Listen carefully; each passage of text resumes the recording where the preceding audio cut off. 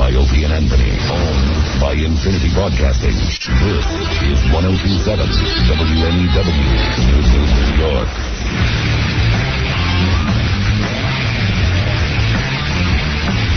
(212-757-1027) is our phone number. It's the O&H Show. Hello. How are you, Anthony? Very good. How are you, Opie? Anthony's sporting a new hairdo. Wow, let me see.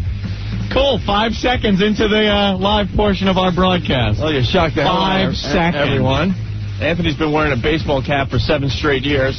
Yeah, 7, not just about. Not that I notice or anything, but I sit across from you every damn day, so, you pick up on things like that. It's been quite some time with the hair pulled back into the ponytail and the baseball cap. Very easy. I guess you could prove to everyone that you're not bald. A lot of people thought you were wearing the baseball hat for all those years because you had a chrome dome. Well, with more and more pictures that have been on the websites, we were getting more and more instant feedback and emails from people going, Anthony, what's with the hat? I bet you have a chrome dome, you bald bastard. And once again, these questions coming from the male listeners. Yeah. For some reason. Very concerned with mine and Opie's appearance for some reason. Yeah, once again. Very involved with how we look. Yeah. So, I don't know, that and just the fact that, it's been quite a few years with the cap, and it was kind of hard to go anywhere where I had to get dressed nice. So, went, had it lopped off. Now, this is the first time you had a haircut in how many years? Put it this way. Last time I had a haircut, we had not yet been to the moon. I do believe. You guys are all funny. I understand. I didn't say nothing. No, Rick and Psycho Mark and stuff. Rick, for some reason, really having a pisser of a time with it. What song do you want to play, Rick? Is that... Really? It's not straight like it's not a Beatles do. I would understand. See, I don't get your joke, Rick. I would understand if you come across something that's kind of funny, like topical as far as the haircut goes. He doesn't have a Beatles haircut. It's definitely not. My hair's curly. All right, Hasselhoff. Hasselhoff? That's not... Mr. Ricky Martin dude talking. Come on, give me a man. break. Hasselhoff. Wow, okay, I'm silly, Opie. Ooh, look at me. I got a haircut. Wow, what an outrageous guy Anthony is. Ooh, what a kook I am. Just a nut job, Rick, huh? That I took the hat off and got a haircut. Oh, I'm out of control. You are. What's next? When does the Jerry Curl commercial start? Jerry Curl? My hair's completely dry. I don't get it. First of all, Mr. Hair Care product in your hair. Whose hair has more crap in it in this room right now? Rick. What are you talking about? Look how much crap you got in your hair. You got mousse up the yim-yam in your hair. And the blonde tint. The highlights. At least I'm in the right decade. What? Cassidy. Cassidy? I don't get it. Look, David Cassidy with that haircut. David Cassidy. Is it that like, do I have a shag haircut? David Cassidy has straight hair. You're straight hair again.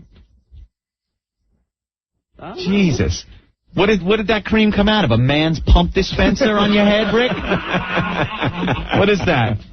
Protein mousse? This is Anthony's attempt to deflect. No attempt to deflect. I had a big poof ball on my head. I went and got it cut off. The point I was just trying to make is I've known you for 7 years, and I know the answer to the question. The last time you had a haircut was about 7 years ago. Closer to 10. Right. Like 9 years ago. Right. You haven't gone to a hair cutting place in 7 to 10 years. No. Not at all. But it was about time. It's funny that Rick's abusing you with the highlights he's got in his hair. Yeah, I know. What now? Show me. Let it all out. Let's go. Rick's, while Mark's talking about how Anthony looks like a Cocker Spaniel. Yeah, that's pretty funny. And I was wondering if Anthony had any kennel cough. Very funny. No, Mark, that was good. I'd give Mark that one. Cocker Spaniel. I have curly hair. What am I supposed to do? Get it straightened? It's curly. It's loose curly. The point I want to make, which is pretty funny, like Ann hasn't been to a hair cutter in 7 to 10 years. Yeah. How much did your new do cost? Oh, it was very expensive.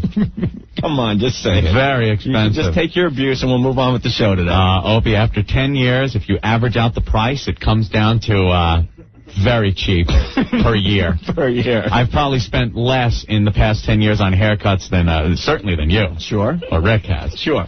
Opie, it was $130 on my hair. Well, I had to go to the place that Gwyneth goes and everybody else. Is that the truth? You went to a place where a bunch of celebrities go? Ben knows this place. Ben knows all this crap for some reason. Yeah. You got a nut shaving while you're there, too? Well, but no, I didn't. Ben, you know the place where Ant got his haircut? Yeah, it's right on Madison. Yeah. All right, and who goes there? Gwyneth, what's her name that's married to John Stamos, Steven Tyler. Sure. Madonna. Yeah. What's the name of the place? John Sahag. Yeah, John Sahag. The beautiful people. That's where I went, where the beautiful people go. Man. Yes. Well, let me tell you something. After the years of abuse and being under a hat and in a hair tie for many years, I didn't just want to go to the barber shop where they take the comb and the blue fluid and comb it out and, you know. They gave you a nice robe and a little massage while they're... no massage. A little... While they shampoo your hair. They do. I knew it had to be good. Wall-to-wall fix. Some of these places now, when they're shampooing you, they massage you almost to the big O. It's ridiculous. Oh, boy. What is this now, Rick? Very funny. Yeah. Okay, the beautiful people. Yes. Well, what was I supposed to do? Wow, I actually went somewhere that was good. Ooh, what an ass I am, Opie. Boy, that Rick got me. What a jerk off I am, wanting to get a haircut. Wow. You're saying ass and jerk off? What? Huh? Oh, Rick. Oh, he did. Go talk to Ben Stein again. You know, yeah, really. How's your interview with Ben Stein? Oh, that's right. We got you pulled off of that. No, he still did it. Did you? You didn't? Rumor has it you still interviewed Ben Stein. Nope, didn't do it. Really? Oh, yes. What is Rick doing hosting the Ben Stein interview on Comedy Central? I want to ask Stein some questions at 8, but you have to, send in the questions ahead of time. But I started to listen to the real audio stream, and the first thing I hear is, hey, this is Rick from 102.7 WNEW New York. Why didn't Rick do something stupid? It wasn't you? No, that's like from 2 months ago. Did Anthony go to the St. Regis after the haircut? No. What other social life parties have I gone to? None. And, Rick, did I also buy a set of pots and pans for $700? That's an oldie but goodie. Hey, Joe, what's going on? How you doing, Ope? We're doing well. Does your hair look like Mike Brady when he got the perm? No.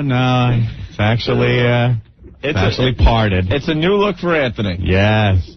As long as you don't look like the greatest American hero, you're all right. No. He looks all right. He looks all right. It's working. All right, Joe. Get some pictures up on the site, bro. Look, all the guys, very involved, want a picture. Get out of here. When we take pictures up here, it'll end up like that. I'm not going to put a picture up there so the likes of Rick can beat off to it when they go home at night. Mike, what's going on? Hey. I was wondering if pictures were going to be up on the website. Now, the paparazzi, they're waiting outside to get the first picture of Anthony without his hat on. Eventually, the new pictures will work their way onto the site. And you'll go, oh, my God, Ant got a haircut. Big deal. Thank God. Big deal. All right, man. All right, later. Bye. Just weird seeing you without that damn hat, yo. Brian, what's up? Brian! Yeah, what's up, guys? How are you? Hey, Anthony. Yes. Oh, I'm fine. Nice show on Friday, by the way. Yes. It was very nice. I thought all the barrels should have been named Wendy just in Anthony's honor. but Anthony, I'm just curious. When you go meet your girlfriend's parents and go to summer camp, did you want your hair to look good when you're going to be away for the summer? Well, now you're on to me. That was it. Yeah. That's what I figured. The girlfriend, parents, right. Yeah, to meet them. All right, Brian. So I could take them to summer camp. Thank you.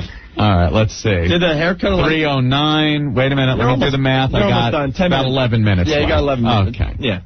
And when they pulled the hat off you before they cut your hair, did the haircutter just go, holy S? No, I didn't wear the hat to the place. All right. I washed my hair and then went without the hat. You should have went in with that huge, afro. Yeah, sure. Walk in the door. Can you do something with this? Can you do something with this, please? No, the odd thing is, over the years, especially with having the hair pulled back into a ponytail for so long, it wasn't curly anymore on top or on as part of the side. Right. It straightened itself out over the course of the past, 5 years, I'd say. Anything else? I'm just reading anything? Bueller? The abuse. No, I'm not selling locks of hair on eBay. Did they pluck your eyebrows? Gay Marco checking in. Did Anthony get his hair cut the same place I do? Did you get your panty line waxed while you're at it? $120 for a haircut. I used Moujon. Oh, my God. Well, I knew this would happen. Well, why would this show be any different than any other part of the third grade? You walk in, get a haircut, and your classmates, your little classmates in the third grade, make fun of you. You brought it upon yourself today, though. You walked into the studio and just the first words out of your mouth were, okay, all right, let's hear it. Let it roll. Let's get it out in the open. I got a new haircut. Here it is. Mm-hmm. Paul, what's up? Hey, gentlemen. Hey. Unfortunately, I'm starting to lose faith in you guys. First, the opening of your show, you go into Opie's girl show last week. Now we're spending about 40 minutes on Anthony's hair. This is starting to sound like The View. The View. First of all, we spent 8 minutes on Ant's hair. Right. Well, Second of all, the only reason we went to Ant is to get the abuse off me and the stupid Jekyll you guys and Hyde fight guy. like chicks, man. It's great.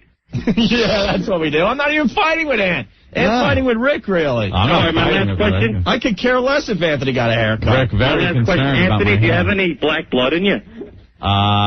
Sicilian, so who That knows? must be it then. Close enough. Thank you, Paul. Good luck. Bye. All right, we're just about done here. Dave, what's going on? Hey, what's going on, Owen? How are you? I was one of the guys that came by for the 55-gallon drum. Yeah, the 55-gallon Yeah, drum. I was the guy who brought that nasty stuff with the Cheerios. Oh, yeah. So anyway, I had my hair long for about 2 years. And I finally cut off because I had to go to court. Yeah. So, of course, when they cut it off, I had a couple... No, I had a couple tears coming down and everything, so... But I know what it's like because all my friends made fun of me, too. Yeah. No, I didn't care. I wanted to get a cut. What's the joke there, Rick? Thank you, Dave. Oh, frantic. Oh, yeah. Okay, yeah, that's exactly what it's like. Yeah, sure, Rick. Rick, it's hysterical. Your hair looks closer to Ricky Martin's than anything you pointed out looks like my hair. That's right, and I'm a big fan. I'm just saying. What, Rick's just... First of all, it's not even a tenth as long as that. I don't have bangs. I'm amazed he's trying to take you on. He's so ridiculous. He's trying to get you back for the car stunt. I was not even involved in that, but it's just funny. I don't get it. So you're saying now it looks like Frampton. Frampton. Yeah, off the Comes Alive. Maybe before I got it cut. When it was wet. I don't know what you're... Why is everybody else laughing at it when they see the picture? I didn't laugh. You guys yes, you did. I did not. Yeah. Frampton's hair is a lot longer than what Ant's sporting right there.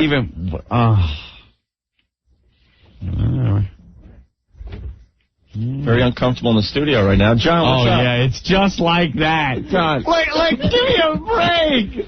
Good afternoon, Holy guys. How are you? smoke. Good. And put the hat I on. was just wondering, do you think that Anthony might have worn his white shorts to get his haircut? Yes, I did. Now, that's funny. Cool. Thank you, John. See ya. That's the first funny phone call of the day right there.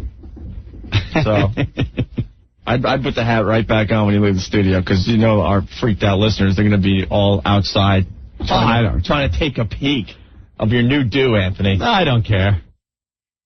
Fine by me. All right, Heath, what's going on, Heath? Yo, what's up? Hey. Listen, I've had long hair for 15 years. My wife has been bitching and complaining. I got married about 3 years ago. That's all she wants me to do is cut my frickin' hair off. All right, well, it happens.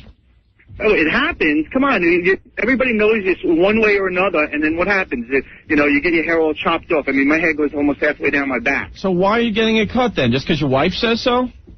Well, my dad actually started with me first. He's been bitching and complaining. Why don't you grow up? Why don't you cut your hair and be more respectable? How do you want your hair? I want it long. Then keep it long and tell everyone to go F themselves. Well, I do that, and then my wife says, well, what happened to your balls? Well, what happened? I think my wife has them in her hands the way she's been acting lately. We just had a baby 3 weeks ago, and she's like, what are you going to do, let your daughter braid your hair when she gets older? And then my dad comes over and goes, yeah, what are you going to do, let her braid your hair? You should get your hair cut off. You're the biggest pussy if you cut your hair if you want to keep it long. You are. So what are you saying about Anthony then? I guess, He wanted to cut his hair. Yeah. No one made him. Oh, you wanted to cut your hair. Yeah. It was a mess. There was nothing I could do with it but put a baseball cap on, and it's kind of hard to go to all those beautiful people parties wearing the baseball cap with my expensive suits. You're the one who does that, and Opie's the one who goes to see Sebastian Bach, right? Right, exactly. Now you got us figured out. See, there's a difference between getting your hair cut because your wife said so and going to a play one night only. I did it because the 10 years I was married, my wife wanted me to cut my hair. For 10 years straight, so I figured, screw you, now I'll cut it. Okay, so I should wait another 7 years before I decide to cut it. All right. Thank you, buddy. Thanks. All right. Bye. No, I cut my hair because I wanted to cut my hair. All right, are we done with Ant's hair, or are we going to talk about ponytails next for an hour? Ponytail? What's with the ponytail? Bob on a car phone. We got to talk about the 55-gallon drum challenge from Friday. Yeah. And other things today. We got to talk about Imus falling off a damn horse. And there's so much stuff to talk about in the news today, okay?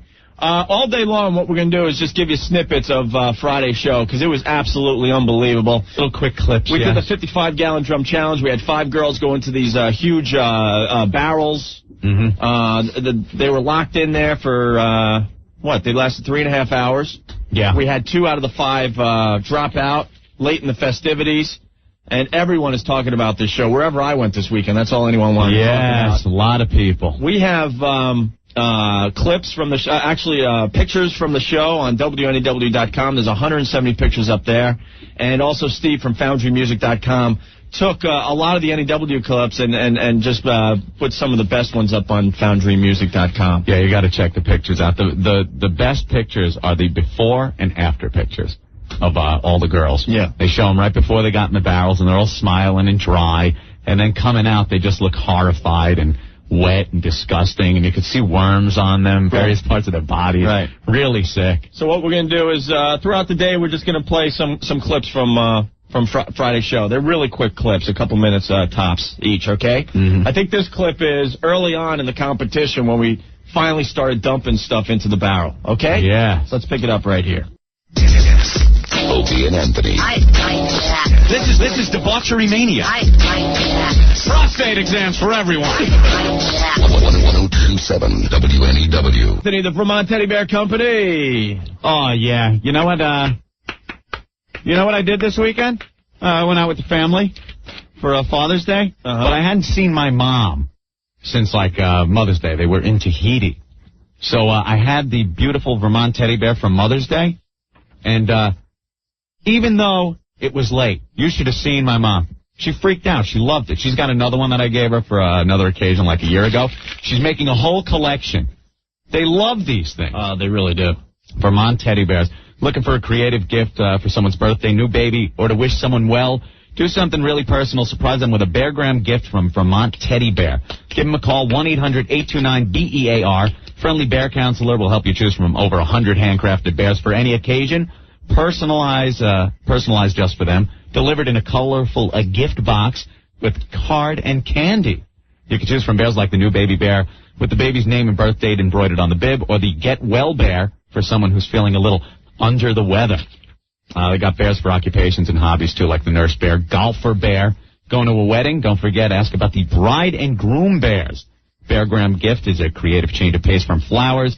It'll be enjoyed forever because their bears are guaranteed for life, overnight, and Saturday delivery guaranteed. Give them a call, 1-800-829-BEAR, or shop online, VermontTeddyBear.com, the creative alternative to flowers for any occasion. 1-800-829-BEAR. Tell them Opie and Anthony sent you. The Opie and Anthony Show. It looks very, very glamorous, and you know why? 102. Because it is fucking glamorous, all right? WNEW. 212-757-1027 is our phone number. It's the O&A Show. It's Monday. Hey, man. Getting back into the swing of things here. Go to Tommy on line 2. Tommy, what's going on? Hey, what's going on, guys? A little Tiger Woods getting into the WOW festivities in today's Post today. Yeah, the WOW on the front page of the Post today. Oh, yeah. Talking about Tiger Woods, of course. That performance yesterday was absolutely amazing. Absolutely amazing. Tiger setting records. Tommy? Yeah. Hey. Oh, I thought I was talking to you. But Hey, I was poisoned last night, Opie. Great. I was there, yeah. Okay. Anything else? Nah, that's it, guys. All right. Later, homo. Yeah, that's good. Whatever. Jesus Christ. Give me a break. Tiger Woods looked awesome, and Chuck Knobloch can't throw a goddamn ball. God. Look out. Right. Whoa. We got audio of Chuck practicing his throw to first base. Chuck, throw it to first. Control. Remember, control. What Okay. the hell is his problem? Try it again. Oh, my God. He missed. He hit the broadcast booth. He hit the old lady, man. Oh, he hit some broad right in the face. Poor lady. What? Yeah, look at that. A big wow on the Post. Yeah, I know. That's great. That rocks. Yeah. You know what I thought was cool about Tiger Woods? And the announcers have just got to get a life. He had a perfect round going on Saturday. He gets to the 18th hole and he duck hooks it into the rocks. Yeah. So he starts cursing on live TV on NBC.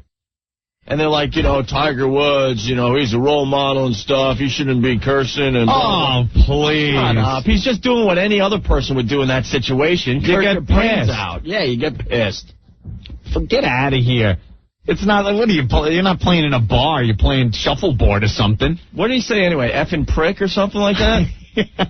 I like how his curses don't make any sense.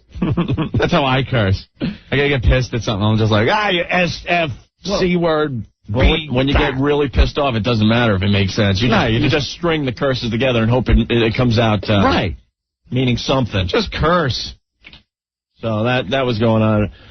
Richard Bay talks about WOW and WABC. Man, is he the biggest hypocrite in the world. Heath, what's up? Hey, how you doing? All right, man. I was with my father last night. It was Father's Day, and Richard Bay has his radio show on at night on WABC. And he told me, like, he was talking about some lady went up to the officers. She was like about that whole that wilding thing, whatever. Yeah, let me help you along. Everyone's talking about the wilding thing in Central Park last week. And so the cop was like, yeah, wow. What? I feel like a dick. All right, indication when I stop feeling like a dick. See ya. All right. Okay, terrific. If someone's got the story, we could talk about it. That's pretty funny. Instant feedback. Chris from Union. Hey, guys, I heard some Bruce Springsteen being played on NEW over the weekend. I thought Bruce Springsteen Baseball took care of that. What the hell's going on over there? I don't know what the hell's going on around here on weekends. Oh, my God. Something is going on. Something need be done here at WNEW. We're getting the weekday order, the weekdays in order, shaping up. We're very happy with the way we're doing here on NEW, but when you tune in on the weekends. This radio station's a complete embarrassment on the weekends. God. Oh, my dear sweet Jesus. I mean, my family and friends want to listen. I go, don't listen to NEW on the weekends. It's horrendous. They're giving people shows that have no business doing radio. None whatsoever. It's an embarrassment. You know that sweeper that they play, powered by Opie and Anthony? Oh, they were playing that during the weekend. I know. Powered by I heard Opie that. and I'm like, Anthony. please don't put our names on the weekend, because it's like two different animals here. It is really embarrassing to hear this in your car. Powered by Opie and Anthony. Owned by Infinity Broadcasting. This is 102.7 WNEW, New York. I mean, you got like a lame tune to go into after that? I mean, you don't know what this station is on the weekend. Is it a talk station? Is it a classic rock station? Is it college radio? Oh, it's horrible. Is it CB radio? Is it shout out radio? It's horrendous. We don't know what the hell it is. I'm telling the boss tomorrow not to run that idea on weekends not anymore. during the weekend. Because we don't want anything to do with the weekend programming here at NEW. Don't want to be associated with it. It's embarrassing. I heard that.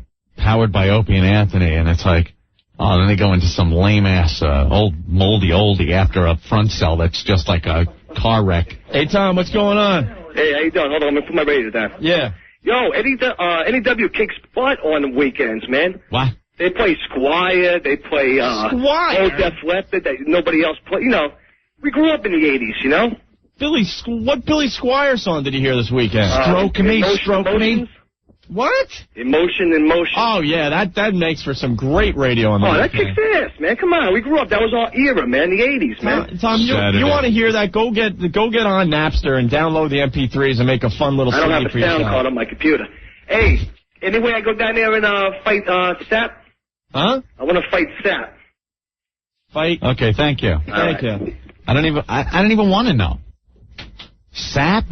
Who's Sap? Is that another person that has a weekend show around here? Hey, it's the Sap Show. I think the cleaning guy around here has a show on NEW, the Sap Show. Yeah, we're rocking you through the weekend on NEW.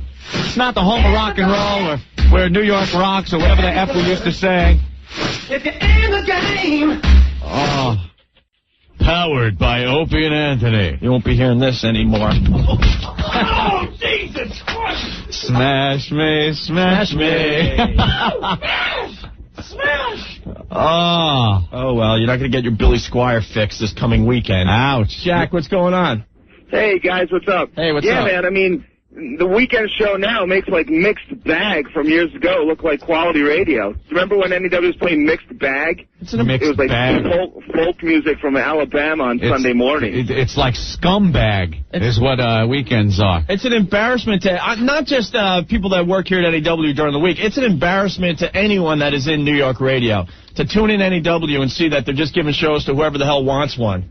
Jesus Christ. We're a talk station. We should do some talking on the weekend. Or figure out something. Maybe have some kind of music concept weekend or something. But you tune it in, you have to hear that lick ass. Then you tune it in, then you hear something that sounds like college radio. Then you tune it in and you hear moldy, oldie, classic rock and roll. These jocks on the weekends, they get to play whatever the hell they want. And what are they playing? They're playing The Stroke by goddamn Billy Squire. I know, I'm waiting for that, like, Yes documentary on the new Yes album or something, like, you know, to come on around 7 o'clock now on Saturdays. It's horrible. Thank you, Jack.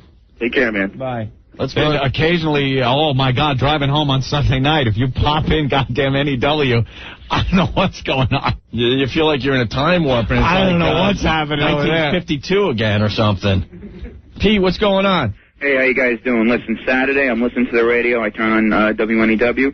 And just after you guys smashed the Bruce Springsteen records and the CDs, they're freaking playing Bruce Springsteen. I got disgusted. I had to turn it off. Well, we don't want to be responsible for what you guys hear on the weekends here at NEW. I know, and we really want to thank you very much. I'm a city cop, and I really like what you did about Bruce Springsteen. But thanks a lot. And hey, Diamond Dust, what's your 20? Because I'm over here now. All right, thank you. Take care. What's your 20, Opie? And why the hell do we have a whole Bruce Springsteen catalog back in the station? It's back.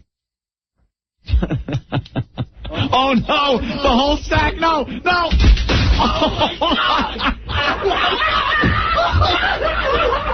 He just lung the whole stack. There's got to be 30 CDs against the wall. Oh, my God. We're going to play a new game. Guess who gets fired next? Oh! We don't run a sweeper that says powered by Opie and Anthony for the hell of it, trust me. Yeah, it's kind of embarrassing. It's kind of embarrassing saying powered by Opie and Anthony, and then you hear college radio, pretty much. As opposed to this mature radio you're hearing now, award-winning. It's just a goddamn disaster. What should we do on the weekends? What should this station do? I got some ideas, but, I'll talk to the bosses about it tomorrow. We got to do something because it's an embarrassment. It's an embarrassment, man. Hey, I listened to you guys all week, so I figured, hey, I'll check out NEW on the weekend. Yeah. Then you got some infomercial for, like, the hemorrhoid cream or something. You're not going to... Oh, my God, Ben. Ben just... Ben just hit the wall of CDs with a CD, and I think it took out 3 CDs that were in the library. Oh, yeah. I don't know what the hell that was. I think AC/DC just bought it with the magic 8-ball. No, don't throw that. The blue liquid will come out. No. Oh, no. You're out of control, man. Don't break all the CDs. You people are out of effing control. Don't break all the CDs until we know what the F's going to happen here on weekends. TJ, what's going on? Hey, you guys think it's bad what they play on the weekends during the days and the evenings? You guys need to wake up early and listen. It's like infomercials for people who write medical books. I swear to God. It's the worst thing in the world. Yeah, we want to be proud of this goddamn station. We're doing really well. There's a couple other shows starting to show something in the ratings. And then on the weekends, it's just a disaster around here. Why don't you guys play like the best of, on the weekends? Because I don't want to be associated with the weekend programming. There you go. You're gonna have syndication. You're gonna have some jock that doesn't even belong on college radio, and then go into the best of O&A after that. We don't want to be associated with it. Unlike other stations, they're not going to just use our name to during every other day part and every weekend to try to get people to listen. Like on the weekends, what are we supposed to throw our name in there? Just so people think that we're going to be on or something? And then they catch bad music and bad, yapping in between the songs. Larry, what's going on? Hey, what's up, guys? Hey. Hey, I like you guys a lot, but I just don't understand. Why do you want them not to play any classic rock on the weekends? I don't care. No, it's the same old moldy classic rock you've heard a million freaking times on the radio. So you just don't want the same old stuff? You'd rather they play... I'd have a little more respect if they started playing deeper cuts or something, but they can play whatever they want. And you tune in the radio, you're hearing Sweet Emotion. Who cares? I've heard that song a million times. Oh, okay. All right, thanks, guys. No wonder freaking people at home are programming their own goddamn radio stations on their computer. They're sick of this crap. Thank God for Napster. I was talking to some people this weekend, and they're like, I don't listen to music radio anymore. What I do is I go to Napster, I download the stuff I want, I'm putting it in my computer, and then I hit, shuffle, and I got my own radio station with songs I want to hear. Mm-hmm. Power down. We need a sweeper for the weekends that says Opie and Anthony are not responsible for this crap. Yeah. They'll be back Monday at 2. Ugh. Yeah, it's painful when you're driving around on the weekend. Oof. I don't even visit NEW on the weekends. It's just sometimes I get in the car and it's been on from Friday night or something when I'm driving home. So then I get in the truck and I start driving. I'm like, oh my God. Oh dear sweet Jesus. What station is this? It goes from, it might as well be CBS FM, and then it goes to Q, and then it's trying to be K-Rock, and then I really don't know what the hell they're doing. It's about time we figure it out, though, man. And then, come on! Oh, Doug, what's going on? Like a bad rash that won't go away. Doug. Listen, fellas, I was just calling like the one guy said before, how you guys got all these infomercials on the weekends, early mornings. It's just guys are calling up and talking to whoever and saying that, we got this new colon cream and this and that. It's like, who the hell really cares about that? Nobody's listening to it. They're just wasting time. You guys should go back to before how, you came up with the idea about coming up with the power switch and just shutting everything down for the weekend. Save the company some money. Power down. Yeah. Thank you, Doug. All right, syndication with Spaz owns Ranch 1.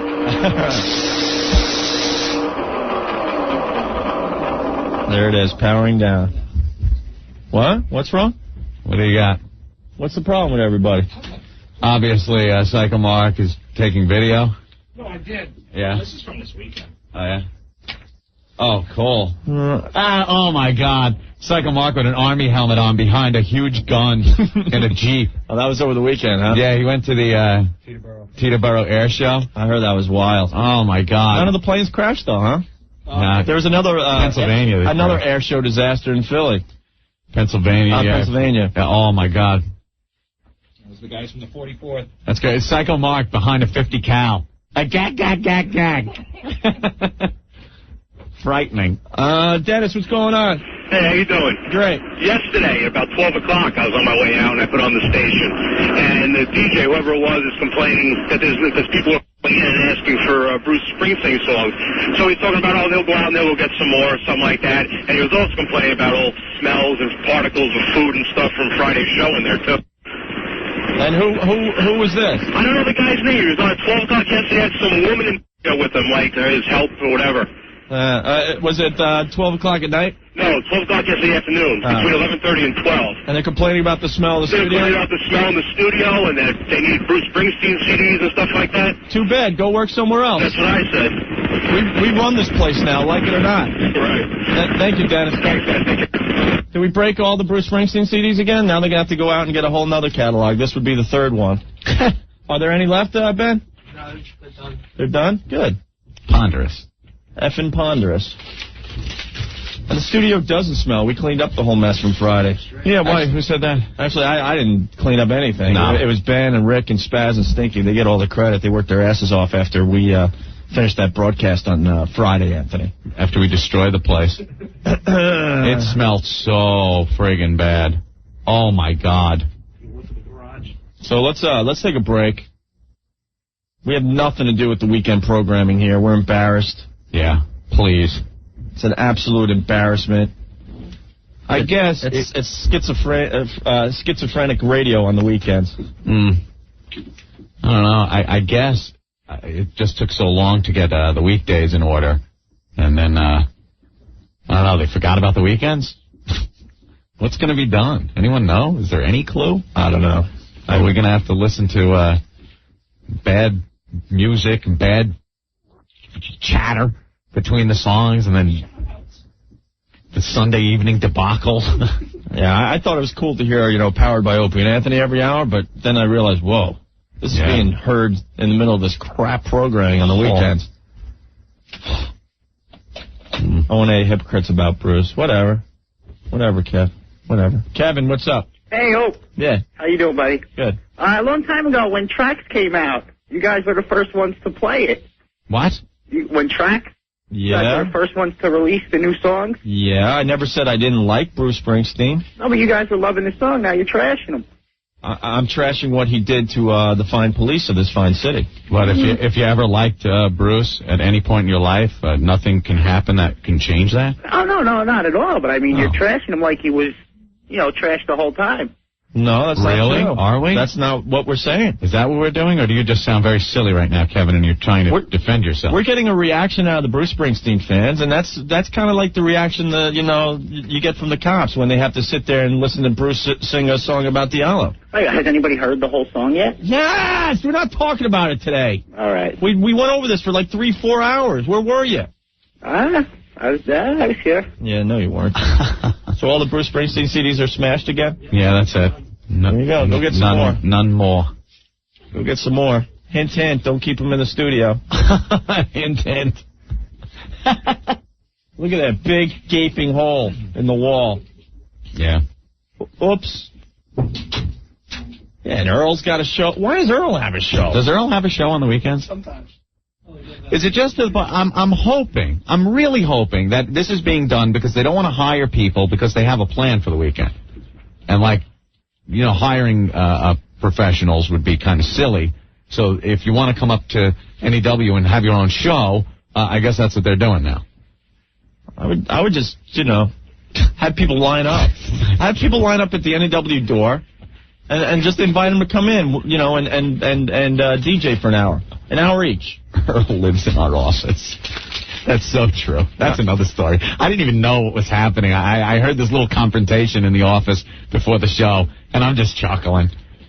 It seems Opie came back after he was out. What night was that, Friday night? No, it was after the Thursday night? It was after the Jekyll and Hyde years ago. So a lot of people are asking, how was it and stuff. And, I wish I could sit here and do like a 20, 30-minute bit on Sebastian Bach as the lead in Jekyll and Hyde. Mm-hmm. It really wasn't that bad.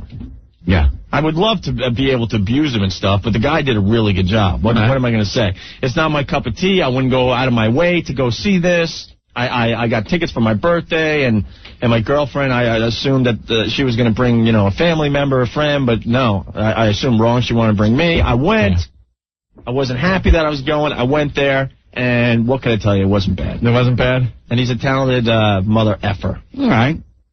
Fair enough. And that's what I have to say about that, you know?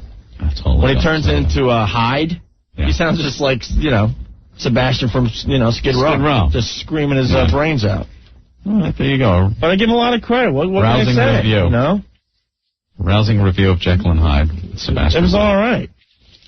Not my cup of tea. Don't twist this, but it was all right. No, they'll twist it. Don't worry. I was there, and I, it was a little slow near the end of the first act, but then and then it was an intermission, and then everyone started laughing at me because they saw I was there. Oh, yeah? But I'm looking at those guys like, well, you got dragged. You're here, too, so shut up, right. So, all right, so what were we going to say? You got back to the office after the show.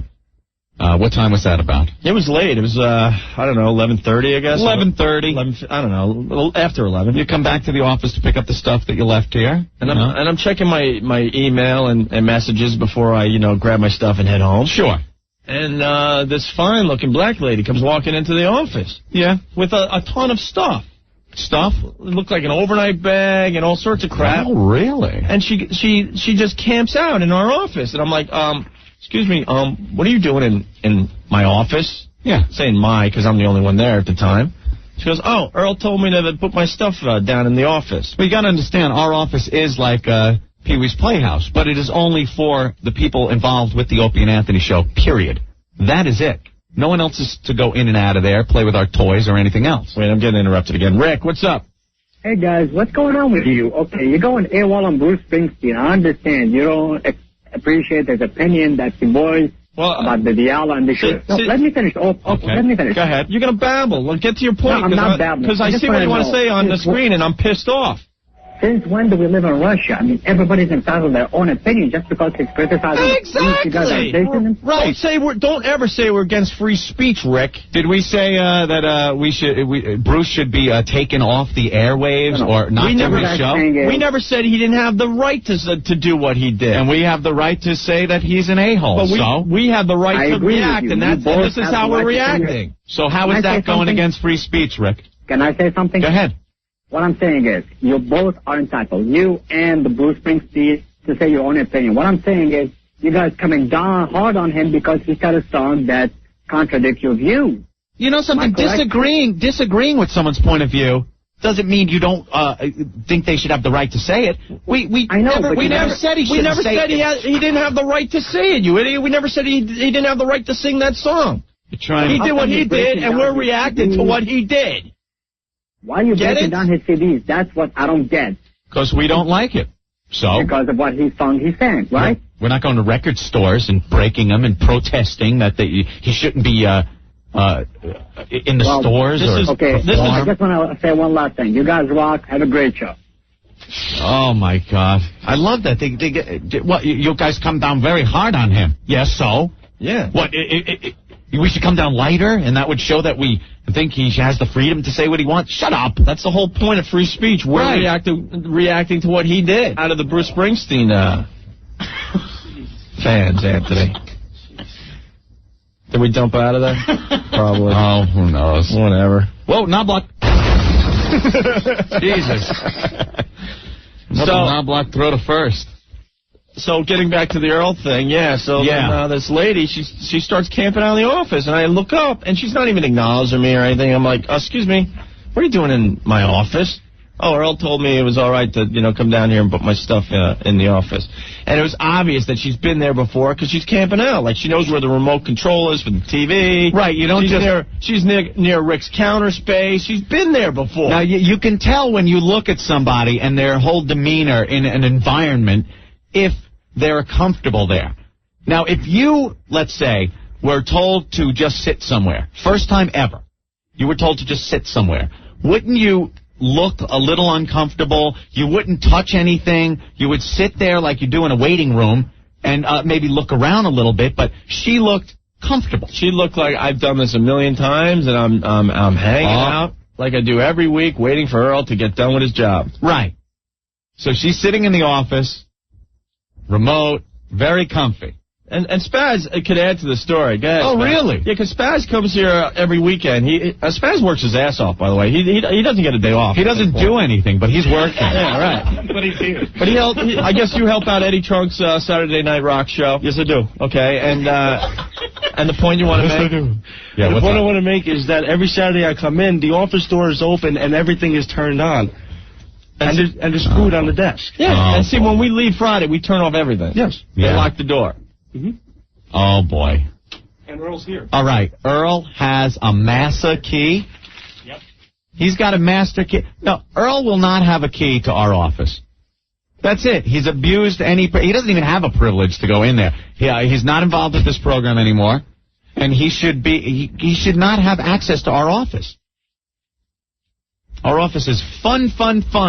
It's like Disney, our office. I told Earl and everyone else if the guys are hanging out in there, because we have 5 guys that camp out in our office. That's their space.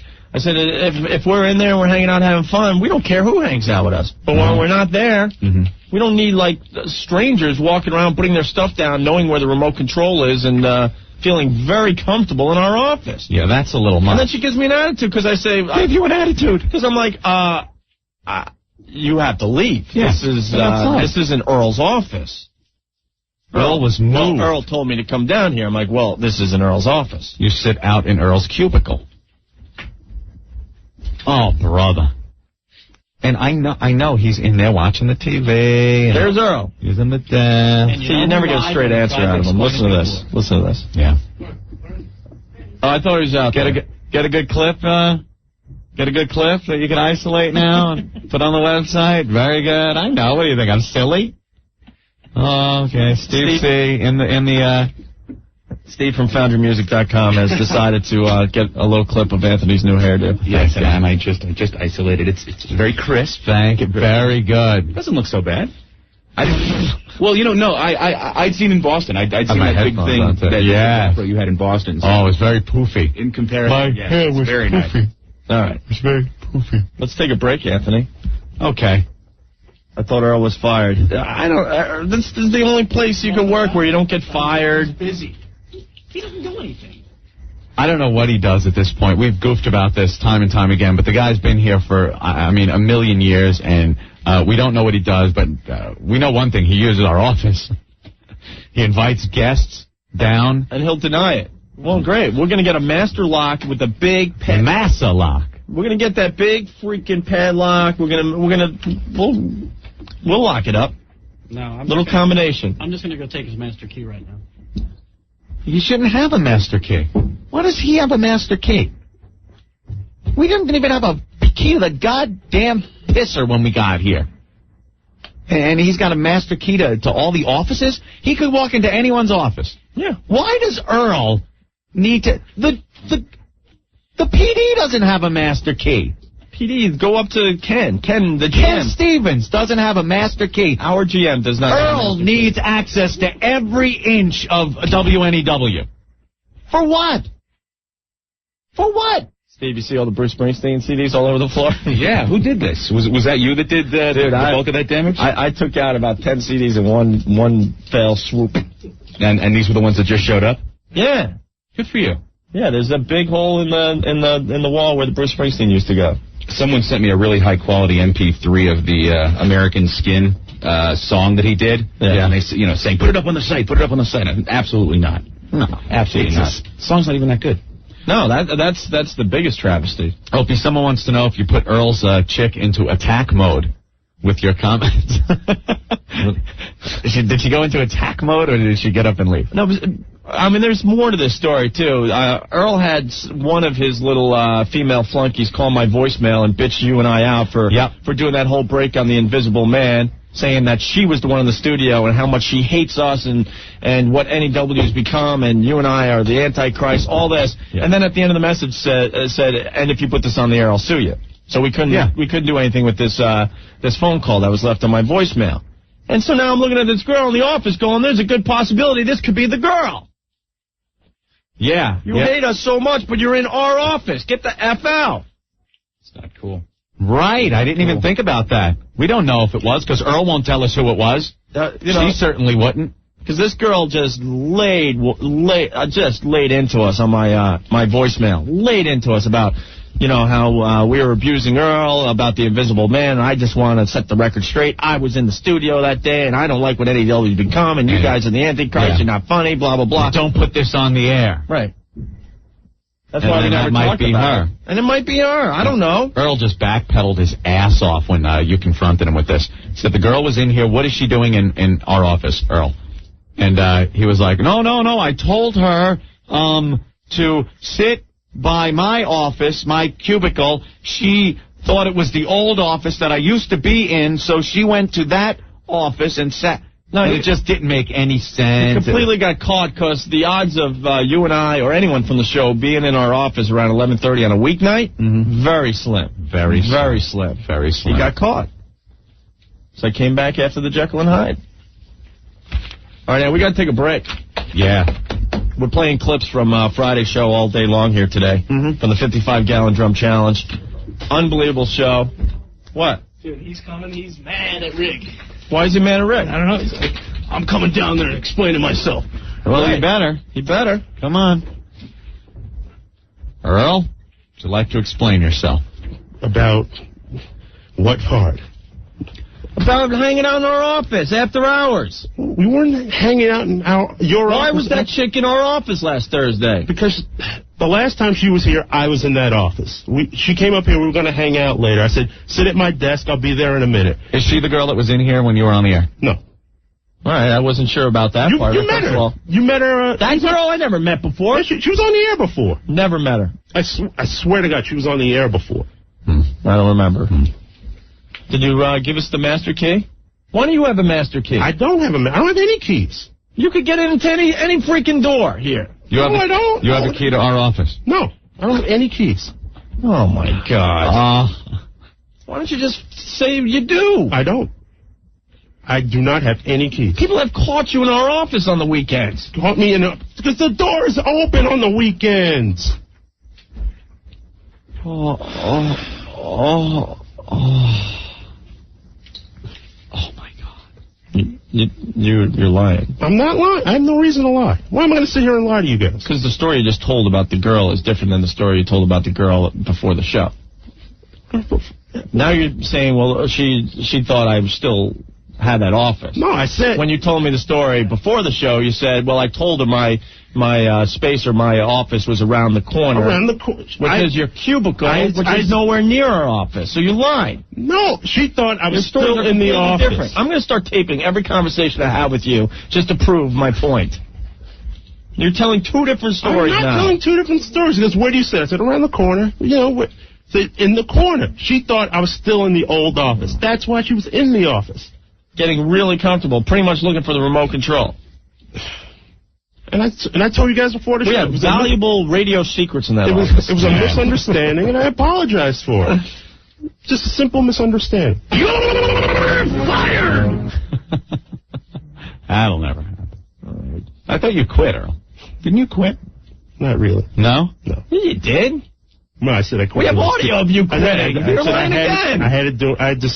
When you say I quit, that's quitting, and we have audio of that. Earl's the only guy that quits, but then shows up for work. I was really upset about. You want us to break out the audio where you say, "You guys, I've had enough. I had enough." Where's Jeremy? Where's Jeremy? I need to talk to him. I said, "Why?" And you said, "Because I quit." We have audio of that. So don't say you didn't quit. You quit. That's lying again. I meant quit doing the sticker stops. I really lost my temper that day. Hey, you twist everything. No, I'm not twist every not single twisting thing. everything. So you quit the sticker stops, which is the only part, your only job, but you're still part of the station. At the time, that was your only job except for the Sunday morning programming thing. What are you doing today, Earl? What's on Earl's agenda for today? The agenda today, we're very close to getting someone for a future event. Without really getting... It involves you guys. Okay, great.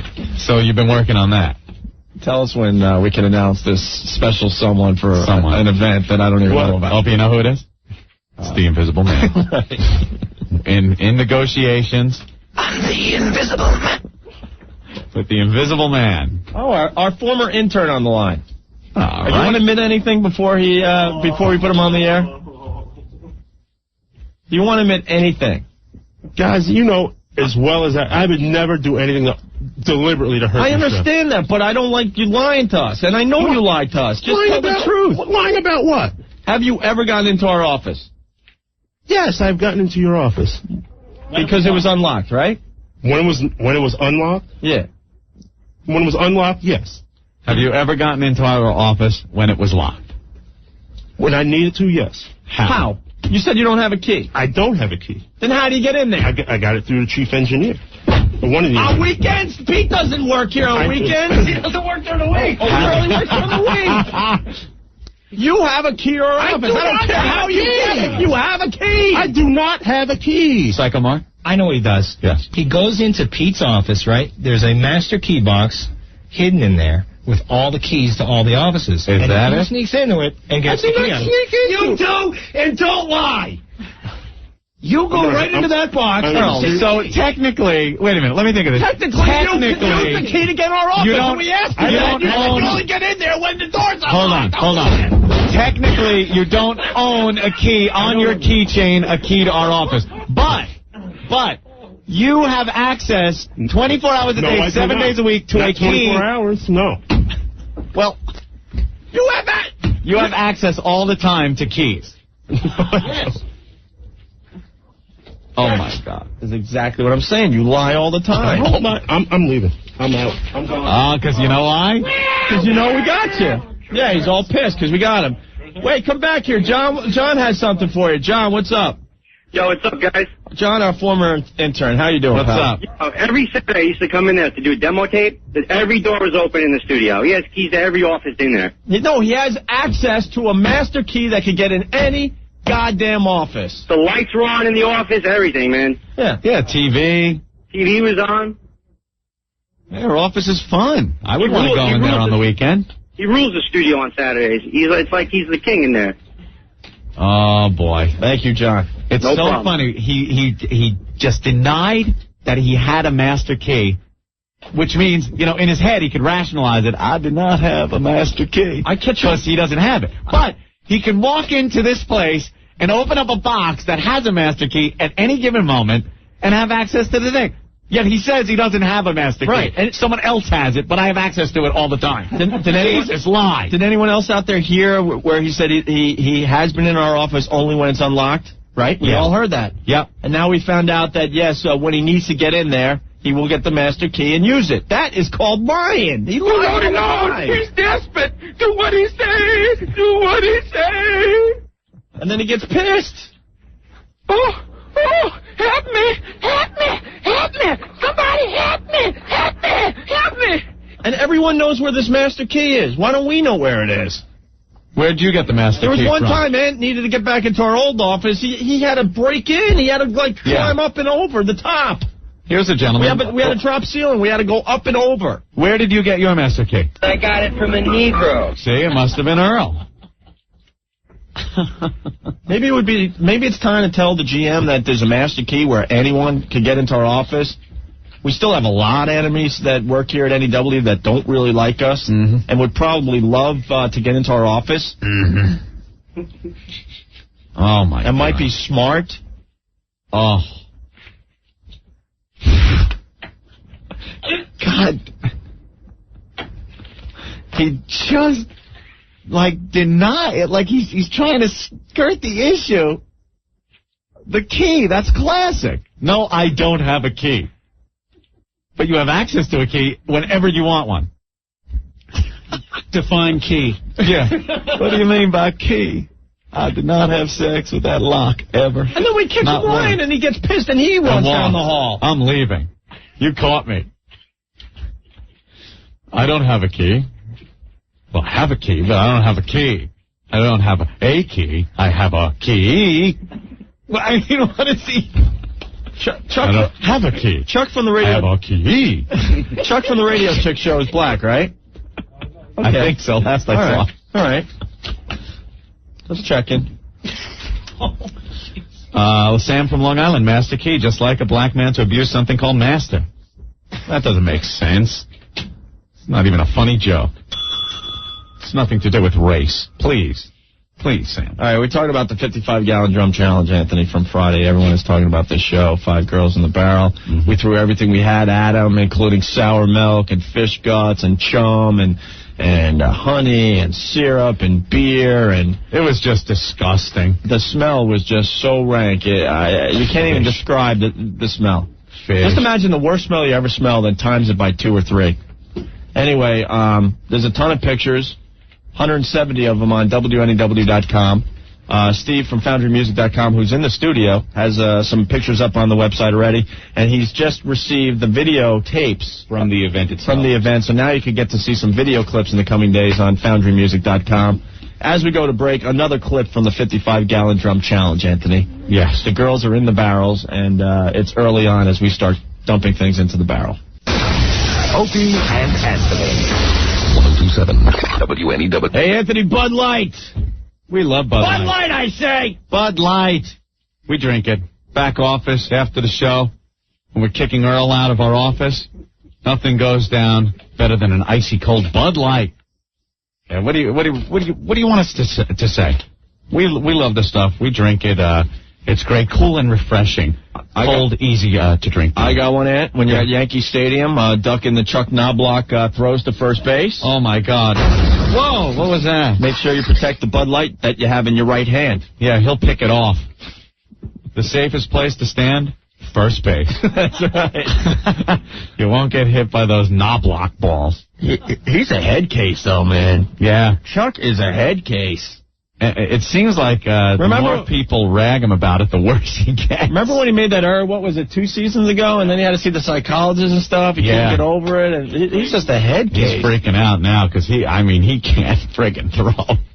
Unbelievable. What are the Yankees doing losing 4 at home, too? Ouch. Ouch. It's okay.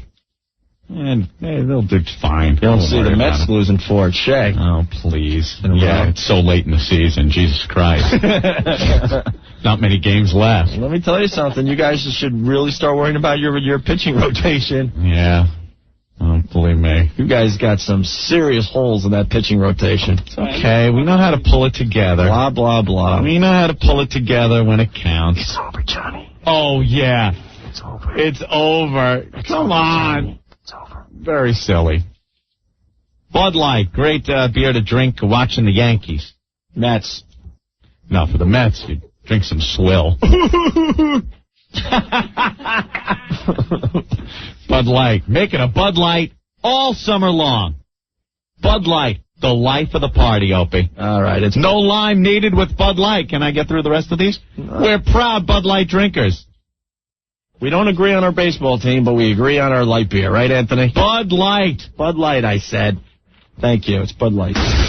Powered by Opie and Anthony. Owned by Infinity Broadcasting. This is 102.7 WNEW, New York. Powered by Opie and Anthony during the week. Powered by retards on the weekend. Powered by the Special Olympics on the weekend. 212-757-1027 is our phone number. Give us a call, will you? Mike, what's going on? What's up, guys, man?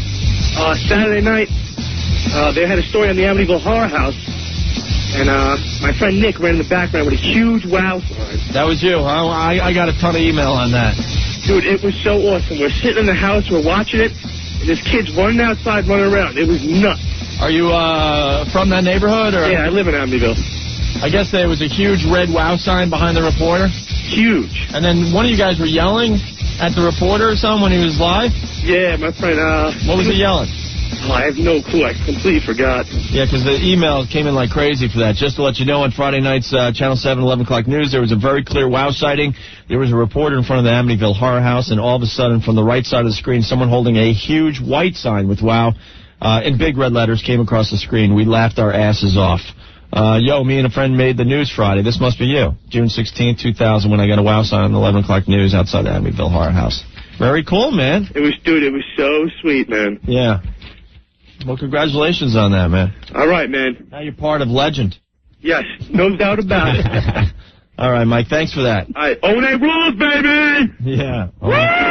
Wow, look at that. Peace. We rule, Anthony.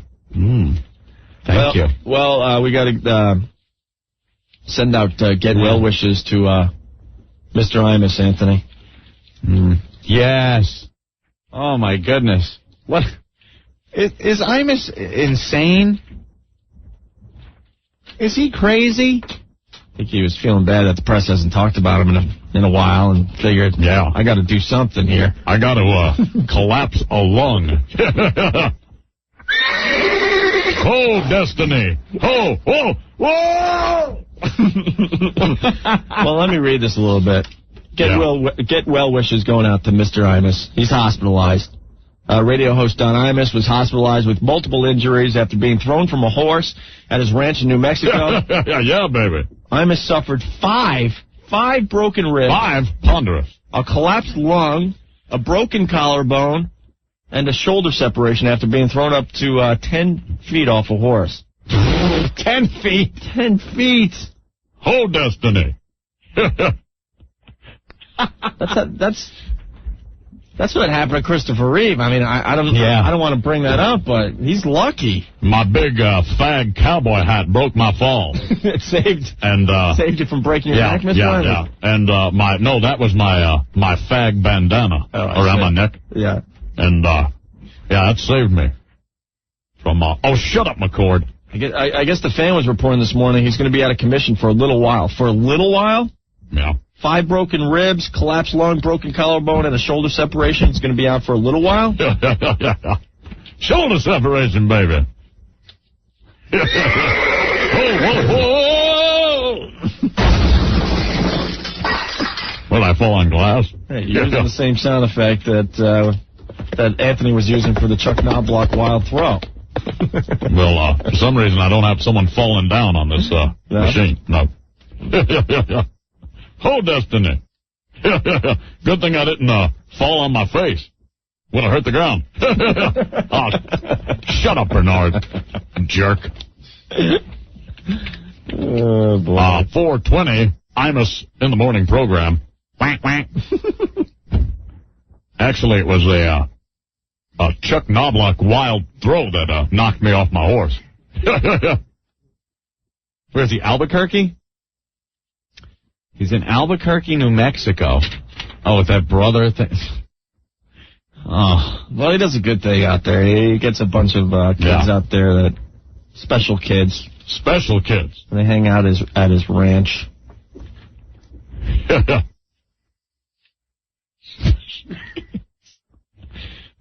Future dating prospect. Shut up, Anthony. Pot calling the kettle black. Barney, hey, guys. Hey, Barney, what's up? Listen, the reason he fell off the horse was he read the ratings this morning. Did you hear about the Squealer beating him out for the last 8 weeks? Squealer? The guy in 770, Curtis. Curtis in the morning? Curtis. I don't know any Curtises on the radio. No, the guy in 770, the Guardian Angel guy. Guardian Angel guy? What? They beat him out. He beat him out for the last 8 weeks. A guy named Curtis? Curtis Squealer. Curtis Schweiler? Schweiler. Come on, the guy on 770. Curtis Schweiler and Schweiler. The guy that ran. Who's the guy that ran the Guardian Angels? Oh God, that was like Guardian Angels. That's 1,000 like years ago, isn't it? No, he's on 770 WABC in the morning. He beat Imus out Is that an oldie the last 8 weeks. And his name? Look at the book. What's his name though? Curtis. Curtis said it. And then he got that lawyer guy on there. I don't know who that guy is. Curtis and the lawyer?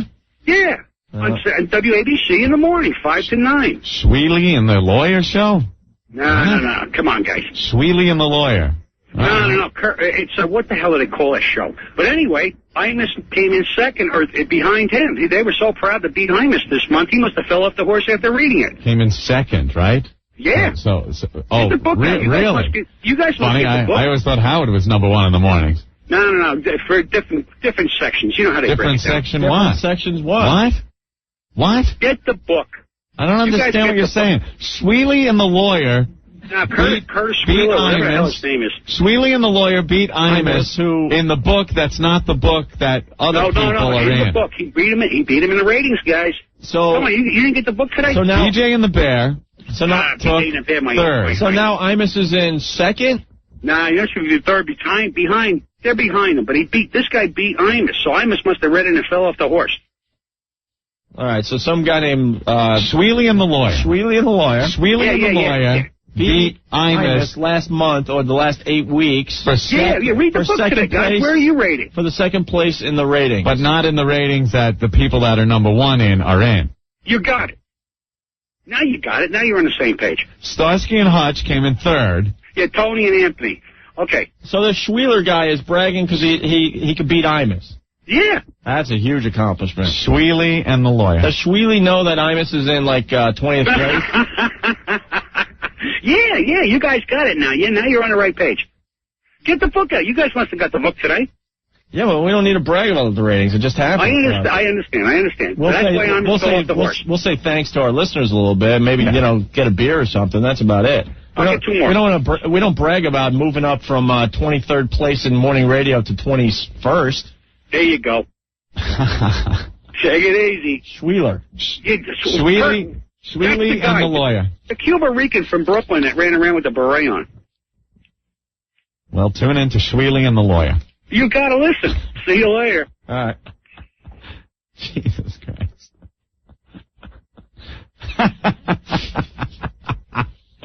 Oh, stop at the instant feedback. We know. Shut up. Tool. Sweely and the lawyer checking in. Is this guy insane? Curtis Schweiler. Only beat in one demo. Curtis Schweiler. Sweely. Sweely. That's great. We know, believe me. Shut up. So we want to wish Imus all the best. Yeah. Yeah, baby. Gonna be in a body cast. That'll be interesting. Well, it's not like I move anyway. I just sit there. You ever see me on CNBC? Yeah.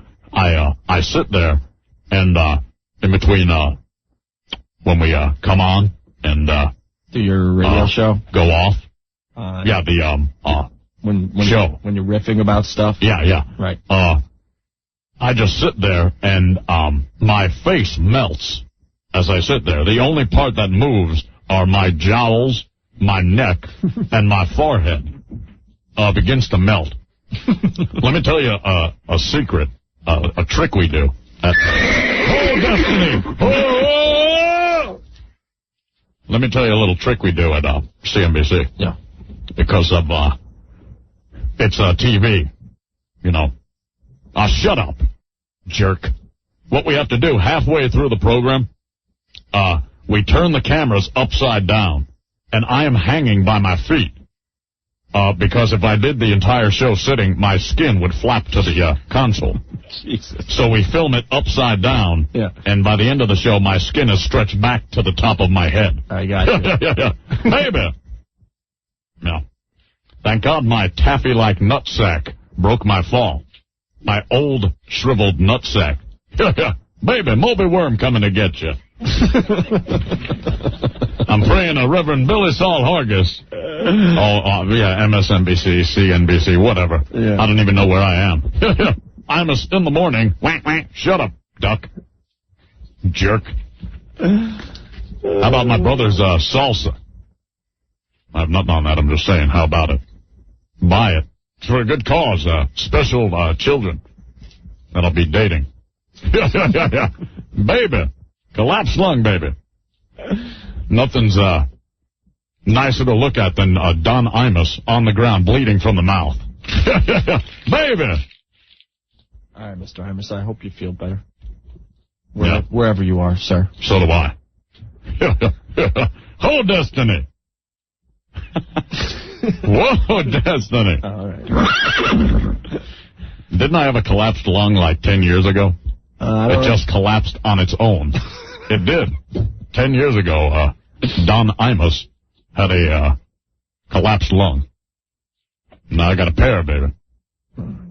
Maybe I shouldn't be riding horses. When I was a kid, that was the only means of transportation, so I figured I'd relive the old... Oh, shut up, jerk.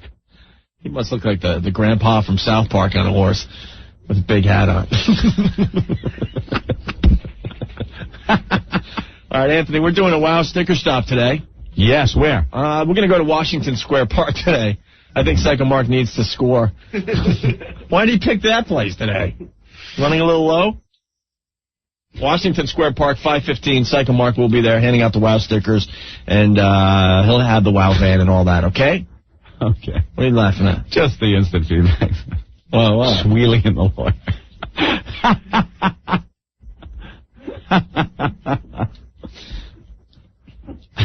All right, and another clip from our 55. Amazing. Bob Hope is healthier than I am today. Who thought we'd see the day? Yeah, bloody eyeballs, baby. Looks like I'm coughing up my brother's salsa. Oh, shut up. We got another clip from the 55-gallon drum challenge from Friday, Anthony. Yeah. Pictures at WNEW.com and pictures on FoundryMusic.com. We had 5 girls in barrels seeing who could last the longest. And here's another clip early on in the festivities. Say it up your butt. Say it up your butt. Say it up your butt. Opie and Anthony.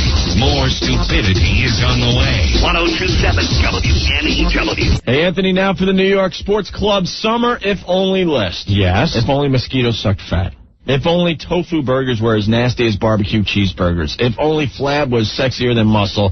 If only you could exercise on the internet. Maybe someday, but until these things happen, you'll need to call New York Sports Clubs at 1-800-796-NYSC. New York Sports Clubs are the most convenient gyms around with more than 70 locations in the tri-state area. Plus, New York Sports Clubs offer only month-to-month memberships. That means no annual contract and no long-term financial commitment. Unlike other gyms, you're not locked in. You can leave whenever you want, although we don't think you ever will. That's because in New York Sports Clubs, you'll find an amazing variety of equipment and exercise programs, including classes like spinning, boxing, Latin dance, ballet, and yoga, all designed so you'll never get bored. Here's the best part. Now through the end of June, New York Sports Clubs is offering its lowest joining rates of the year. So give yourself a better chance to get in great shape. Call 1-800-796-NYSC or stop by any of New York Sports Club's 71 locations for a free workout. New York Sports Clubs, there's a million reasons to join. How you doing? This is Andrew Dice Clay. I got a lot of personal. Mica got personal. Try that one, Anthony.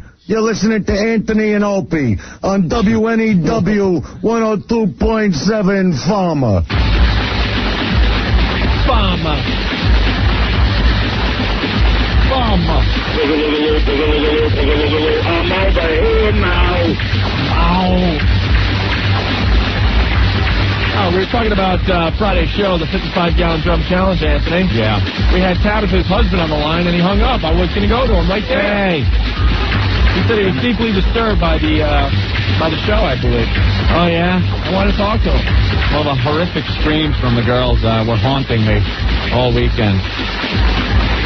Pretty horrible. The echo, the slight, reverb of them in the barrel. Oh, horrifying screams. Yeah, we have more clips to play today as the show goes on. Grim Reaper checking in, Anthony from hell. Yeah? I try to get Imus, but he keeps ducking me. Yeah. Ow. Boy, the lengths I have to go through to get painkillers. I remember was hooked on those for quite some time. Well, you've been off those for a while now, right? Well, no. Back on them now, baby. Yeah, broken ribs. 5 broken ribs. Collarbone and separated shoulder. Yeah, and collapsed lung. So back on the dope, baby. Yeah. Poor I-Man, crashing to the ground. Wouldn't you just, I don't know, a lot of joking's been made about how old he is, but how old is he? I don't know. Does anyone have the slightest idea, even close? If I had a guess, I'd say 78. Yeah. Give or take, a month. So, I don't know how old he is, but to be hopping on a horse that can throw you 10 feet. He wants to be a cowboy, Anthony. Destiny. I want to be a cowboy, baby. Yeah, with my big fat cowboy hat and bandana. Cowboy, baby. Yeah. Crashing to the ground and busting a rib. Cowboy, baby. Baby. Cowboy, baby. I smell a Fat Boy Slim mix coming on. Cowboy. Yeah. Yeah. Cowboy, baby. Oh, yeah, Moby Worm, coming to get you. Whoa, hold on, Destiny. Hold on, Destiny. Oh. Yeah, I got my big fag 10-gallon cowboy hat. Head out west, baby. With my brother, Fred and his salsa. And now my arm needs a split. Baby. Kid Imus, up and down the block. On his ass. Baby. I'm rocking that bitch up. Whoa, whoa, Destiny, ho.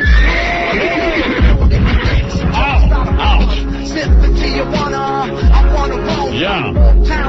Plus the I-Man's cowboy, baby. At the top of the local hospital. I want to be a cowboy, baby. Shut up, Bernard. Because I'm a cowboy, baby. Yeah, baby. I'm a cowboy. Look at my big fat 10-gallon hat. I got chaps and a bandana. I'm a cowboy, baby. Whoa, Destiny! Ow. I'm coughing up blood from my collapsed lung. Ow. That's the ambulance rolling to get me. Okay. Oh, damn. I need a new sound. Yeah. Because I'm a big, fag cowboy, baby.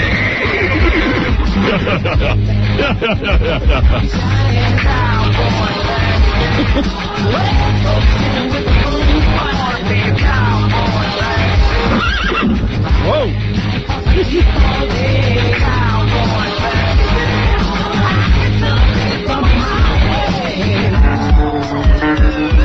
Ow.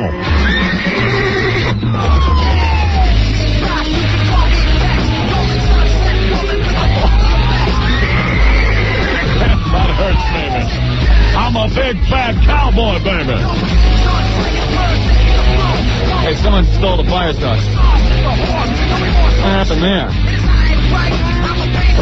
What happened to our fire truck? I don't know. Someone erased it. We need one of these for our own. With the horn and everything, right? Yeah. Yeah. We got it? Well, no, we have it.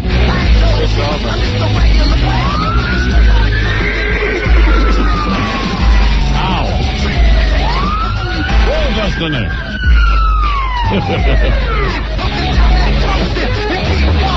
Yeah, because I'm a big fag cowboy, baby. With my cracked ribs and collapsed lung, I'm a cowboy, baby. Spent all my time at the hospital. Cowboy, baby. Whoa, Kevin, what's going on? Yeah, what's going on there? I thought there was a memo. We weren't allowed to talk about other people. Yeah, that was good for like a week. No, Mr. Imus can take a joke. Yeah. Mr. Imus can take a joke. No, Imus can take a joke. Some people in this company have no sense of humor and can't take a joke. The I-Man can take a joke even with a collapsed lung. Even for the simple listener folk like me, I understand now. All right. I got the end all for syndication. Can I do it? Mr. Imus can take a joke. Yeah. Syndication for you? For who? For what? Forget about it. All right, Kevin. Thank you. Goodbye. Bye. We wish Imus well, Anthony. Oh, of course. Hey, John. John? Yellow. Did we lose John? Hey, John, this is Tabitha's husband. Tabitha was one of the ladies in the 55-gallon drum challenge this past Friday. She was the hot blonde. Thank you. Hey, John, what's going on today? Fellas, I cannot even begin to tell you how deeply, deeply disturbed I am. It was unlike anything I could have ever had anticipated. Yeah, because how bad did Tabitha smell? Bad. How many showers did she take over the weekend? Well, she took 3 immediately following the show, and that was the start of, basically nonstop showering. Yeah, because, I mean, she had syrup and honey in her hair and baked beans and fish guts and chum. Have you gone south yet? Yeah, it wasn't really that pleasant, which is highly unusual. I mean, it's usually tremendous. What's disturbing? You're Tabitha's husband, obviously. You were 10 feet away from the festivities for 3 hours, and you didn't mind that we were abusing your wife? At first, not at all. I was thinking, yeah, no problem. The syrup, the corn oil, the woodpecker ciders bothered me because I brought those in to drink. But we were pouring beer on the ladies. Anything we could get our hands on. The sour milk just stunk to high heaven. Actually, it was sour cream, but not sour cream. No, it was it was cream for your coffee. How come sour cream is a lot different than sour cream? We had sour cream that you would use in your coffee, left on the heater for 8 hours. It smelled so bad. Yeah, you would go to the store and buy sour cream. Yeah. Why do they call it sour cream, Kramer? Right. How could you eat sour cream and not be able to smell sour cream? Yeah. Oh, so it was just brutal, man. Hey, when you went down south, did a cockroach bite you in the nose? No, it hissed though.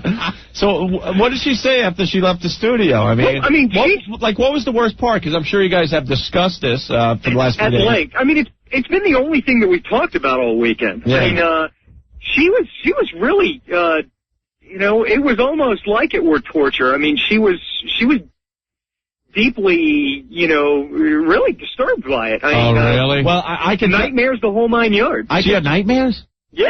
Yeah. And you know how big this show was Friday. We weren't effing around. It was funny. Tabitha, very different by the end of the contest. In the beginning, she was really cocky. She was boisterous. She was throwing some of the stuff back out the holes at us. And by the end, she was like trying to meditate in the barrel just to get through it. She was just about to lose it, fellas. In fact, I think that if we'd have made them sit in there, the remainder of the show, we'd have lost, we'd have been down to one, and I think that person would have been Jane because she was just steeled, man. I mean, there was like nothing that could have been done to her that would have phased her. How did she do when we threw the hissing cockroaches in?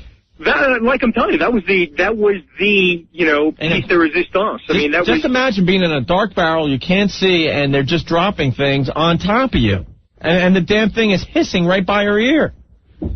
I'm telling you, it wasn't bad. I figured I could handle the guys that had come in and paid $500 a piece to dump stuff because one guy paid $1,000. Yeah, they're trying to support the show. They're doing the right thing. However, it was the psychos that came in, just walking off the street to dump stuff. Yeah. It bothered me severely. We could tell a lot of people were saying, hey, I think Tabitha's husband's really pissed. Yeah. At first I was all smiles, but man, I tell you what, by the end there, I was ready to rip that one guy with the flip glasses the hell off of there. Oh, who was that? Which guy was that? I don't know. I don't know. We had like 30, 40 listeners around the area for the whole show. He was some psycho off the street, and everyone was hovering around Christie's barrel. Christie's the green one. And Christie's the big green one. The big green one is Christie. well, this psycho was, over at Tabitha's barrel, just constantly just dumping stuff in, like plaguing her. At any point, were you going to take a swing at anyone?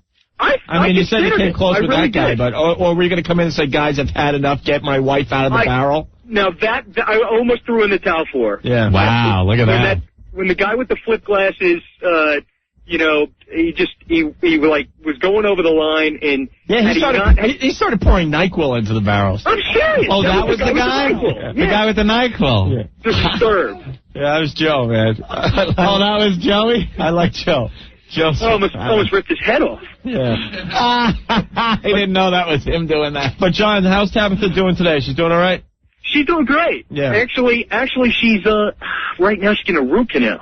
Oh God, that's easy. Hopefully they don't find any worms or hissing cockroaches or anything. Well, a lot of people I read about. I don't even know. I went through well over 1,000 emails before the show today, real fast. You guys, if you send an email, you got to make it short because we're just scanning through these now, and a lot of people want us to do the 55-gallon challenge 2.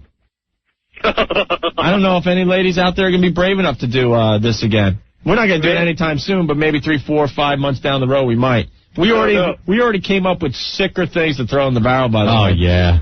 Oh, God. Sicker things. Hey, Tony, who was in the studio, says, yeah, that you were really pissed. Yeah, let's go to Captain Anthony. Yo, O&A. What's up? Are you a cop? That's why we're calling you Captain Anthony? No, he's Captain Anthony from the boat. Yeah, I'm the chum guy. Oh, you're the chum guy. How are you, I'm the chum guy. Listen, I was standing next to John the whole time, and he was saying, oh, man, I can't believe I did this, and you know, some of the obnoxious idiots, and I was kind of telling John, I'm like, John, don't worry about it. It'll be over in like an hour or two, and like, we'll laugh about it when it's all done and everything. He's like, man, I want to kill him, and especially that Joey Soprano guy. Yeah. John ain't the only one who wanted to kill him. He is annoying. Keep him out of the studio. I'm telling you. Everybody's like, who is that guy? And he's walking around doing his whole bit. But, guys, if you have another competition, am I invited? Yes, of course. We need the chum again. That was disgusting, man. That stuff stunk to high hell. Oh. Guess what? I left it there, too. I know you did. I wanted to sneak out of there and just I'm like to my pal. Wait, like, Ben, grab a mic, because we know you left the chum here, because Ben was cleaning up either Friday or today, and he ran into it and almost puked. Well, no, I'm like, let's cleaned get out of here. I don't want to put that stuff back in my car before we go home. I got plenty of it. And I just, like, left it there. But I just wanted to tell you guys I had a great time, and, you know, it was awesome. You guys, I mean, people don't realize it, but you guys are really nice, and I had a great time, man. I just wanted to tell you that.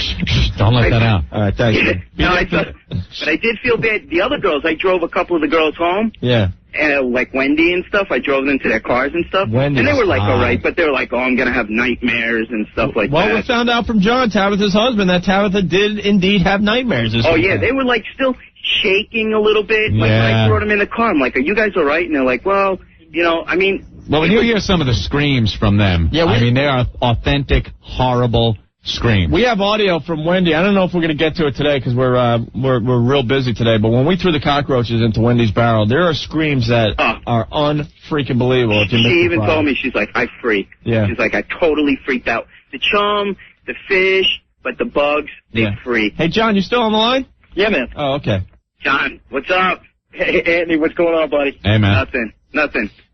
We're going to get together. We're going to have a video party and check it out again. All right, man. Well, thank you. All right, yo.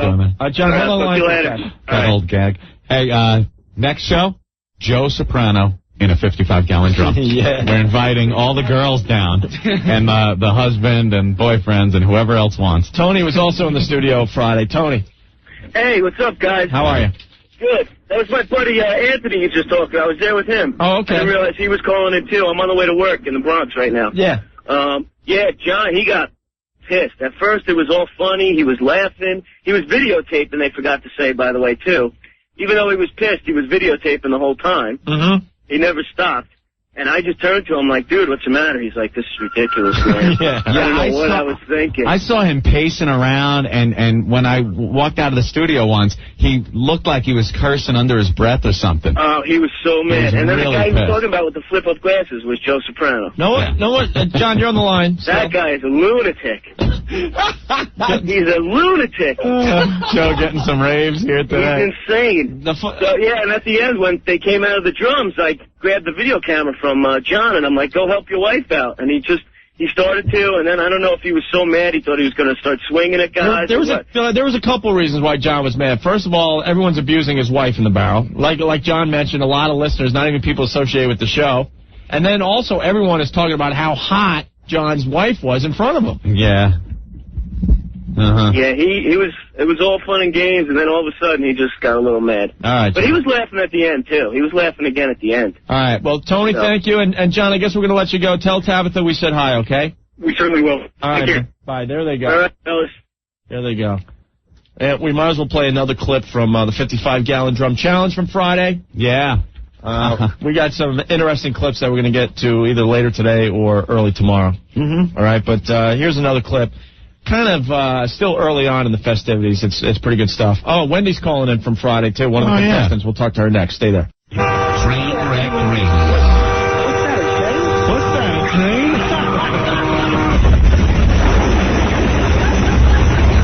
Opie and Anthony, 102.7 WNEW. Hey, Anthony, Rockaway betting. Yes. Oh, I love my Rockaway bedding bed. You will too. 140 stores throughout New York and New Jersey. All the brand name mattresses, Sealy Posturepedic, Serta Perfect Sleeper, Simmons Beauty Rest. Prices up to 65% below department store prices. Rockaway Bedding is the only major area mattress store that offers you a free steel bed frame, free delivery, free complete removal of your old, stained, disgusting bedding. You can get everything you need there to sleep. Headboards, metal beds, futons, day beds, electric beds, bunk beds, anything you need to sleep. Rockaway Bedding has it. Rockaway Bedding's the fastest growing chain of mattress stores in New York and New Jersey for a reason. The best prices, friendly service, and free ponderous delivery to your home, too. You can shop one of Rockaway Bedding's area stores or give them a call, 1-800-TRY-A-BED, 1-800-TRY-A-BED. We love it. We all use it. Jay Moore, I use it. Spaz and the lovely Erica. Everyone sleeping on a Rockaway Bedding mattress. You should, too. Rockaway Bedding, 1-800-TRY-A-BED, 1-800-TRY-A-BED. Powered by Opie and Anthony. Owned by Infinity Broadcasting. This is 102.7 WNEW, New York. It's the O&A Show. 212-757-1027.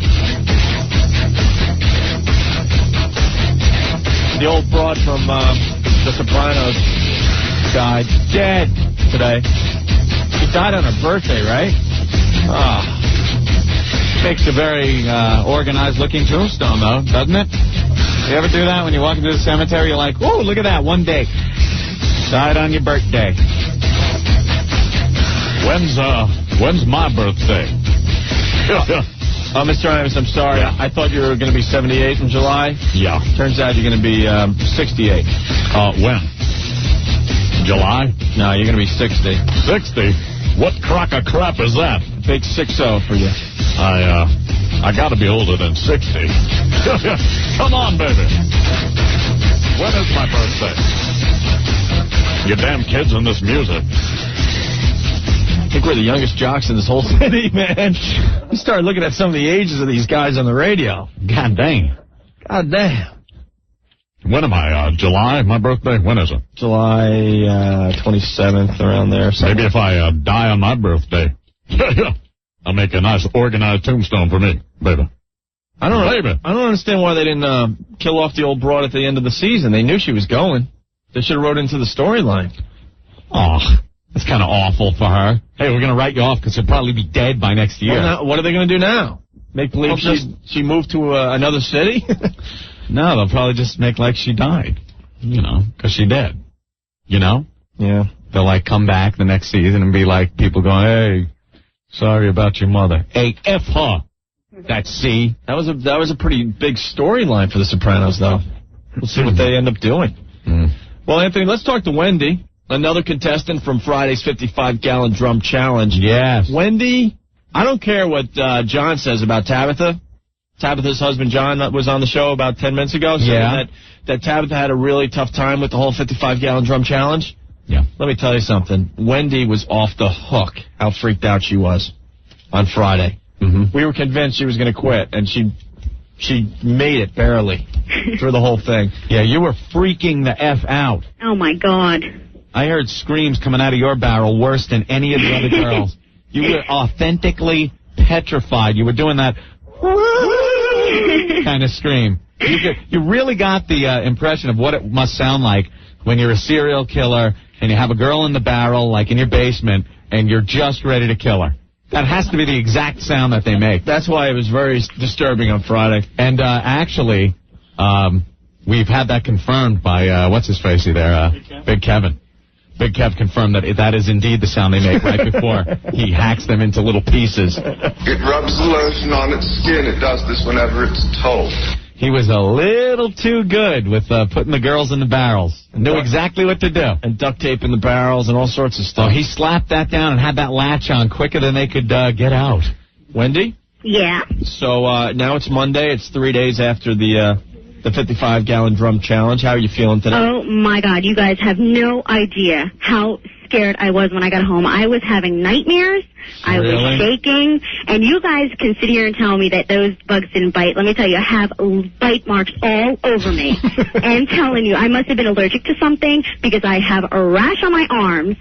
I am a mess. Hey, how about some hygiene? Right. No, let me tell you, you know how many times I had to shower? It was disgusting. I still smell it in my hair. How many That's showers? not the stuff. Huh? How many showers? Let me tell you, I'm taking like 3 showers a day. Really? Because I feel like I still feel it on me. It's disgusting. Really? But, you know, it was awesome. I had such an awesome time. You guys are the best. I love you guys. But it was just... She loves it. I did. I had so much fun. And you guys were so nice. And, well, I can't admit that on the air, but you guys are the great. The what? Pussy! What did he say? Pussy! What are you guys saying? Pussy!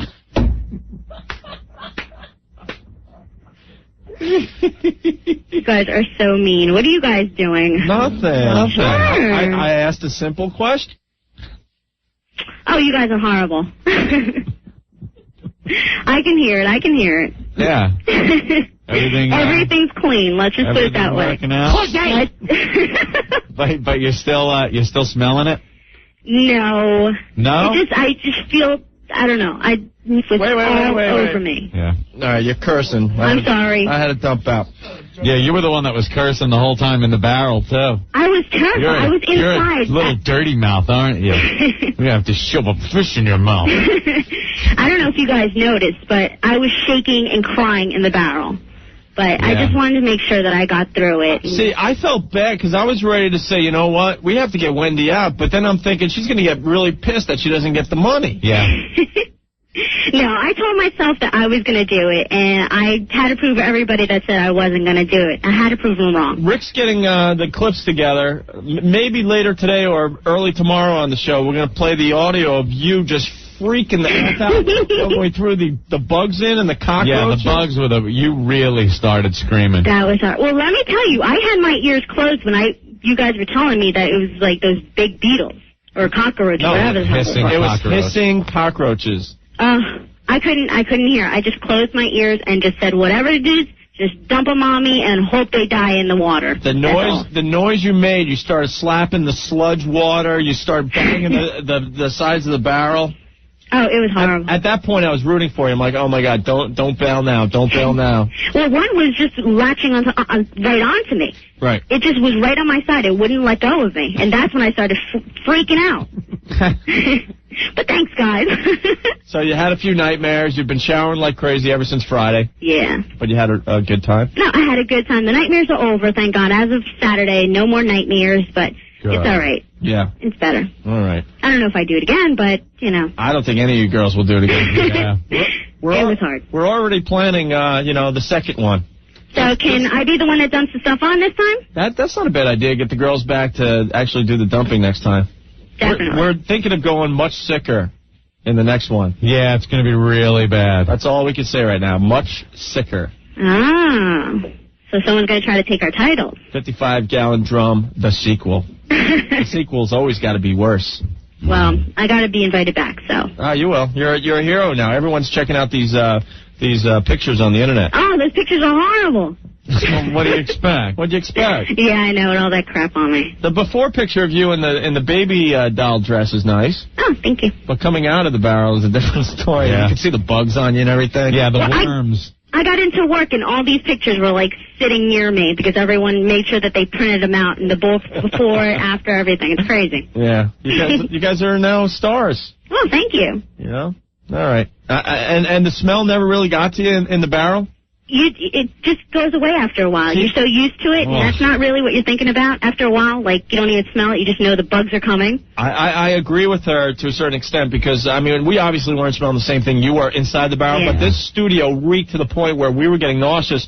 And then all of a sudden, it seemed to go away if you stayed in there. But as soon as you left the studio and took a break, came back like 5 minutes later, it was like, oh, my really God. bad. It was you guys got to get up and leave and then come back so you guys know what the difference is. Right. Us, we were just stuck in there and not a lot of holes there to breathe. So we were stuck all your with the faces smell, right in front of the holes and stuff were pretty funny. All you girls had your noses poked through the holes trying to get some fresh air. All I saw when I was sitting there is everybody turning their butt around, and all I kept thinking is, please don't fart in front of me. That's all I kept thinking. Oh, that's right. We never did that. No, we were supposed to do some. No one ever farted. Why? Would you have freaked out if someone farted? No, I covered the holes a couple times because I don't know who it was, but a big guy was standing right in front of my barrel, and I was just waiting for him to rip one. Oh. That would be Big Kev. Oh, wow, that would have knocked the barrel over. You're lucky we didn't, take his jeans off him and make soup in your barrel because. Well, I saw you guys opening the beans, and that's what I thought was going to happen. I thought that's what you guys were doing. Yeah. All right, but you made it. The sour cream, meaning cream that was soured for 8 hours on the heaters. Yeah, that didn't bother really you? Bad. That really didn't affect me. As soon as we opened the container, the smell in the studio. My God. You know what? I didn't even smell that. All right, Wendy. We got some great audio clips of you. Great. Well, thanks for playing. I'm glad everything is okay. I'm glad the nightmares are going away slowly but surely. Well, thank you, guys. All right, Wendy. All right. We'll talk to you soon. All right. Bye. Bye. There she goes, Wendy. That was great. On the 55-gallon drum challenge. I believe we have a clip of her standing by here where we started throwing in the fish guts and the whole fishes and clams and squid. We called it the Popeye surprise, I believe. She freaked out the best. Yeah. She really did. She's freaking out pretty good here, but later on when we play the clips when the bugs were thrown in Wendy's barrel, you're not going to believe the sound. If you missed it Friday, you got to stick around. It's sick. Opie and Anthony. Yeah, can we get these illiterates off the air, please? We suck. If I wasn't on it, I wouldn't listen. 1027 WNEW. Hey, ladies, if you have a hairy lap, you might want to listen up here. We're talking about Moujon. Alert. Hairy-lapped women. Listen up. Moujon is the easy way to get rid of that unsightly hair, right, Anthony? Oh, yeah. You want to look smoother and sexier? You do it with Moujon. Yes, that's the difference between waxing and shaving. When you shave, what's left down there? Oh, my God. It's just a mess. Rash, razor stubble. You don't want it to look like Fred Flintstone's mouth. No. You see that with the 5 o'clock shadow? No, you don't do that. You use Moujon. It's easy. It's a press-on, pull-off wax strip called the Moujon 2000. You don't have to heat it. No mess. It's easy. You peel, press it on, pull it off. Unwanted hair, gone. No unpleasant odors or chemicals to irritate your skin. Moujon 2000 is gentle, has botanicals in it, is hypoallergenic, removes hair completely. Hair is slow to grow back, lighter, thinner. Skin is softer and sexier than ever. Guys, get your latest Moujon 2000 today. Check them out in their skimpiest bikini, most revealing summer dress tomorrow. Moujon 2000, the most comfortable way to remove hair at home. Why pay salon prices, Opie? Get Moujon and Moujon it. Moujon your lap, ladies. It's available at Dwayne Reed, Harmon Cosmetics, Genevieve's Drugs, and Cosmetics Plus. If you don't see Moujon, ask the store manager to bring it in for you. Moujon. The Opie and Anthony Show. 1027 WNEW. 212-757-1027 is our phone number today. Let's check in with Psycho Mark. He's doing another WOW sticker stop today. He's at Washington Square Park. That's right, guys. I'm down here with our genius intern Dave in the WOW van. And we're handing out stickers right to the south side of Washington Square Park. Just look for the O&A WOW van, right? Yep. It was funny. We pulled up and all the homeless guys come running up. Hey, man, you got T-shirts? Got any hats? Hey, you know? All right. How long are you going to be there, man? Oh, we'll probably be here for a good half hour, 45 minutes. So if you're in the neighborhood. All right. We'll be down here right at the south side of Washington Square Park. Very good. On the way back to the station, try to run over some of those damn cows, will you? Oh, dude, I'm going to grab a rope and tie one to the back of the goddamn van, and we'll drag it down. Yeah, 6 100. All right. Thank you, Psycho Mark. Bye, guys. He's live at Washington Square Park. That's what I was doing. I fell off Destiny trying to rope one of those goddamn cows that are all around Manhattan. It's artwork, baby. Is that what it is? I don't know what it is. I don't get the cow thing. There's a couple outside our building. Some outside the building. They're these we want to do some cow tipping, but I think they would shatter into a million pieces. Yeah, they're life-size cows all over Manhattan, and they're decorated sort of to whatever building they're in front of. Yeah, like the one in front of Hooters. Has a little Hooters wearing shirt Hooters on. Shirts, and it's got like big. You notice that one's got like big udders. Yeah. No joke, it really does. And it's wearing like a Hooters outfit. don't know what it is. There's cows all over Manhattan. Yeah. No, that's an actual... Don't even call in. We don't care why the cows are all over Yeah, we don't Manhattan. care. I don't even want to hear it. Anthony? Yeah. Anna Kournikova doing a endorsement for a bra company. Oh, yeah? Yep. She show herself in just a bra? I don't know what they're doing, but the slug line, you know, like Nike Just Do It or whatever. Yeah. For this new bra company. Is TF? No? In the ads, it says the only thing that should be bouncing on the court is the balls. Wow. But I'm bummed. I don't know.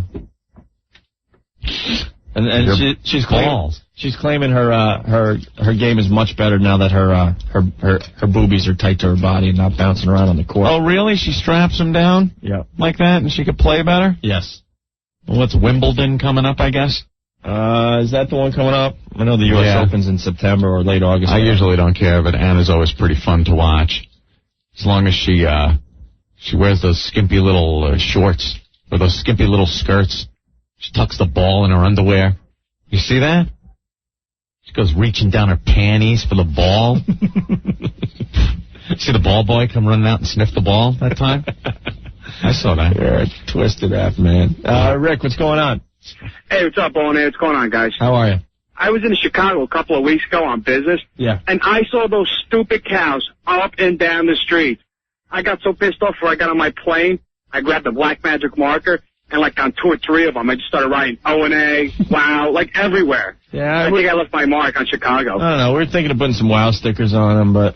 Absolutely. Got to throw some WOW stickers on them stupid cows. Don't we have They're like all over the place. Don't we have anything better to do in this town than to put cows all over the city? I don't know. We got enough cows in the city as is. We got Hillary out there. Throw some WOW stickers on her. All right, Rick. Thank you. Thanks, buddy. Bye. Bye. Shaft #1 at the box office this weekend, Anthony? Shaft. I'm amazed.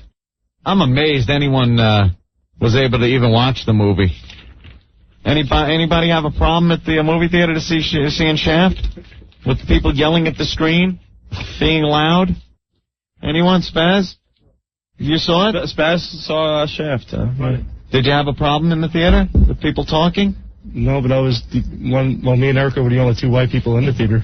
Well, you were? Yeah. In Sloatsburg? No, we went to Palisades.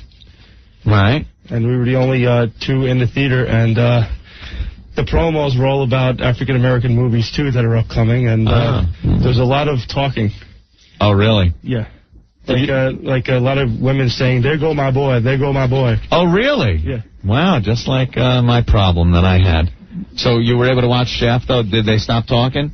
No. No? No. So it was very loud? Very loud, and a lot of kicking of the seats whenever the shooting occurred. They would just kick my seat from behind, and... Were they shooting Whitey?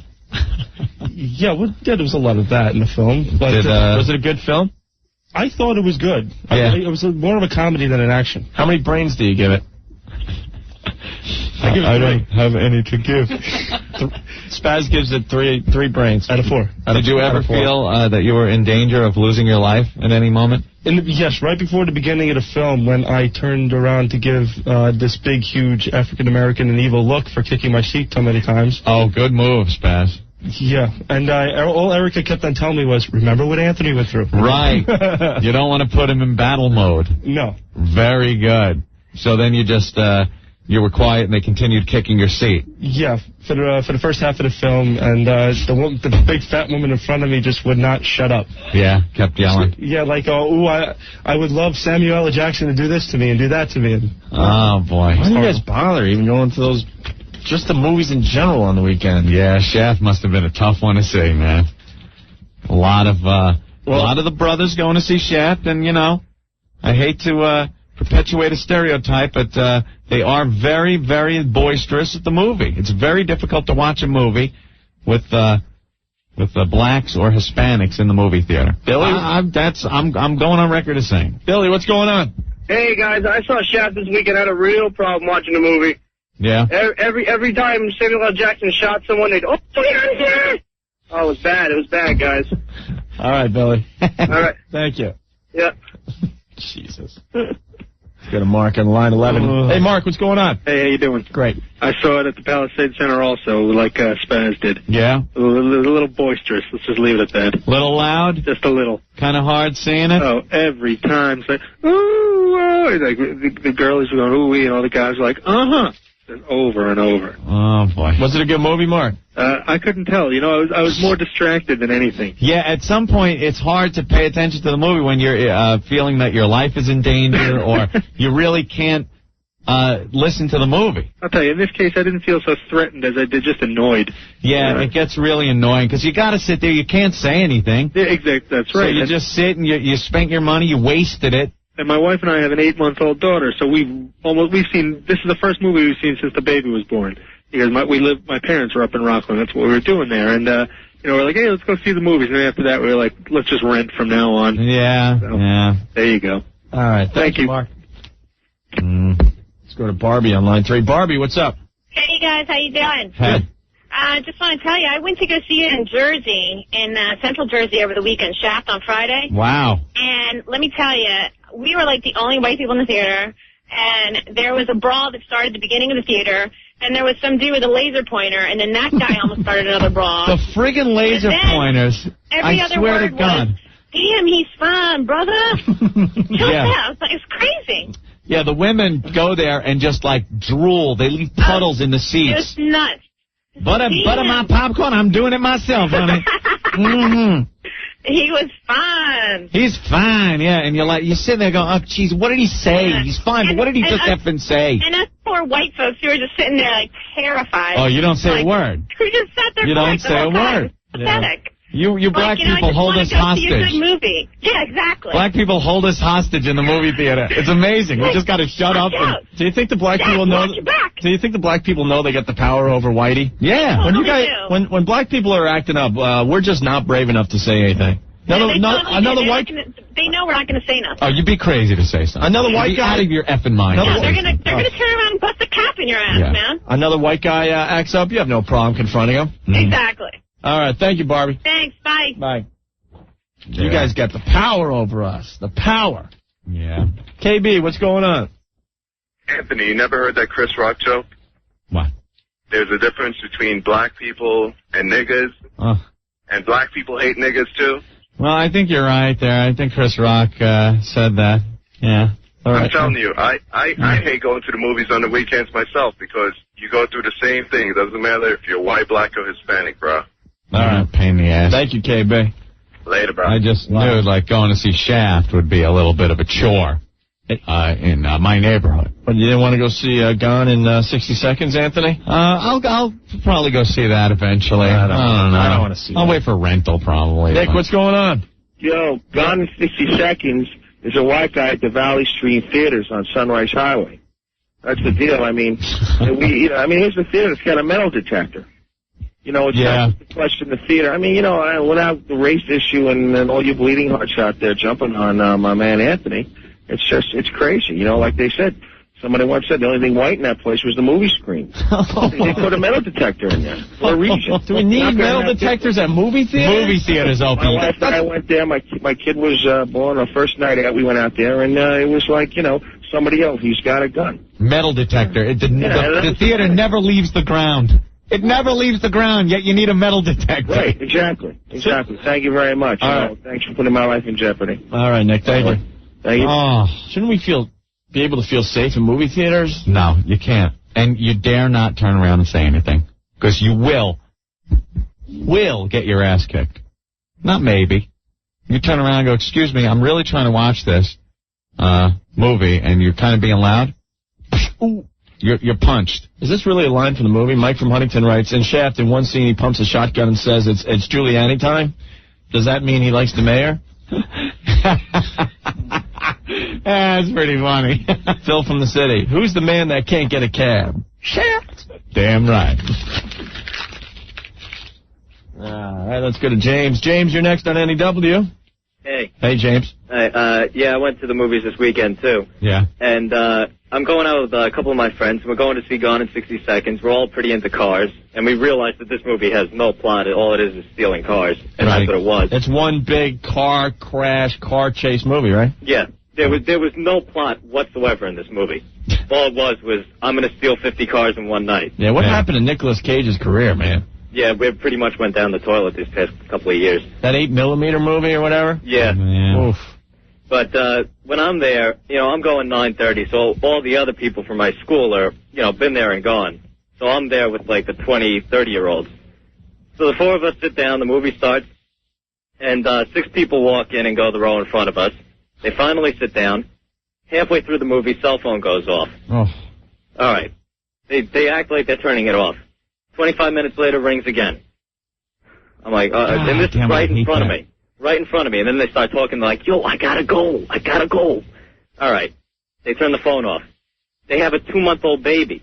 I didn't even see the kid. Why are you taking a 2-month-old baby to the goddamn movie? Because they'll just cry and ruin it for everyone. And that's all they did. And then the baby's crying. Jesus. And this one's rocking and back and forth. My knees are getting, like, slammed into with his chair. Oh, my God. I totally sympathize with you. I've been there. I just pushed the chair way up. The woman with the kid is just pretty much on the floor.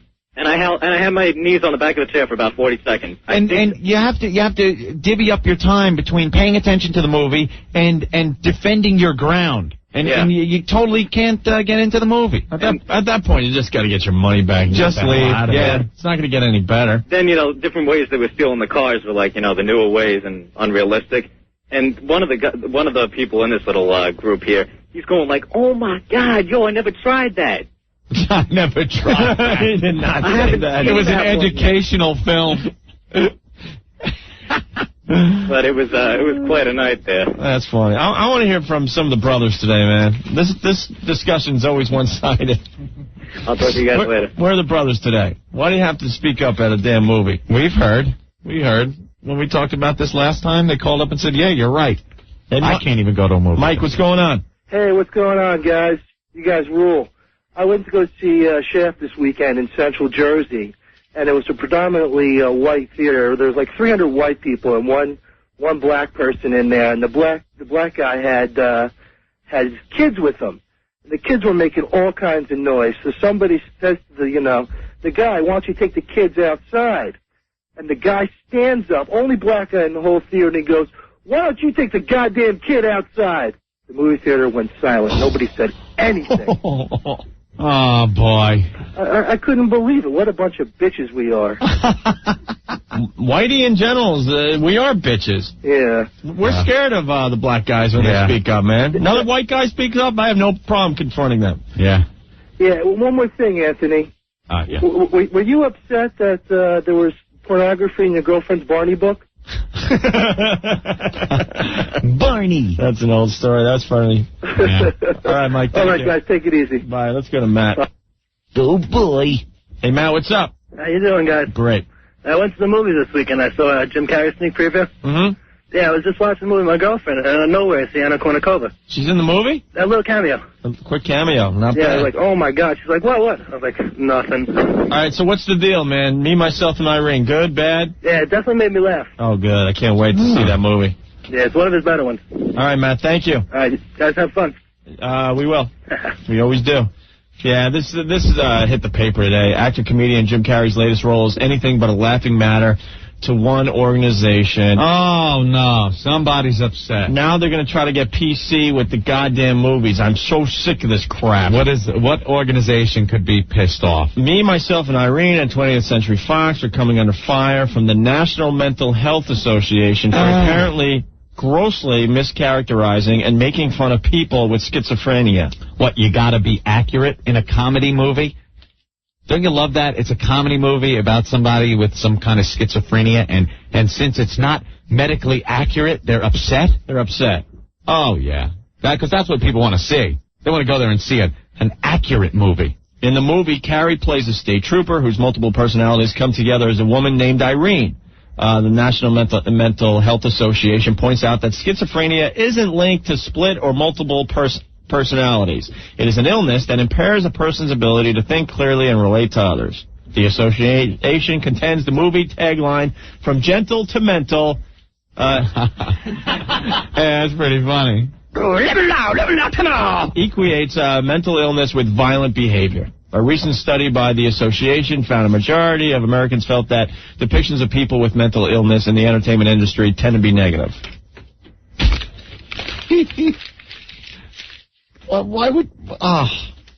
we're doomed. We're so doomed. The politically correct police. You see also the Brits are all upset about Patriot? Yeah, England upset at Mel Gibson's Patriot flick. Oh, well, get over it. Why? Because it shows us kicking your ass? Kicking your limey ass? Oh, my word. It shows this rambunctious bunch of Americans making us look stupid and beating us and... What do they say? It shows the English as being cowardly and bumbling. What else would you call somebody that walks in a straight line into gunfire?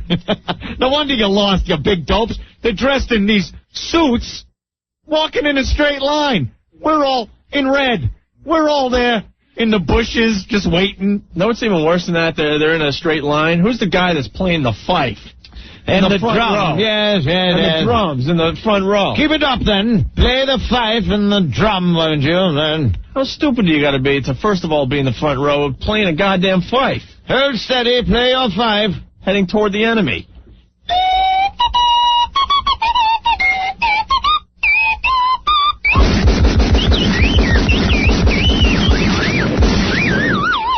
Whack, whack. It's over, Johnny. What are they upset about? It was a couple 100 years ago. And we just kicked your ass. Take the beating. We bailed you out in World War II. Don't worry about it. Man. Yes. The British are upset because the bad guy is what they call merciless and bloodthirsty, and it's like, well, he's the bad guy. He's the bad guy in a movie. Right. Yeah. Oh, relax. What do you think?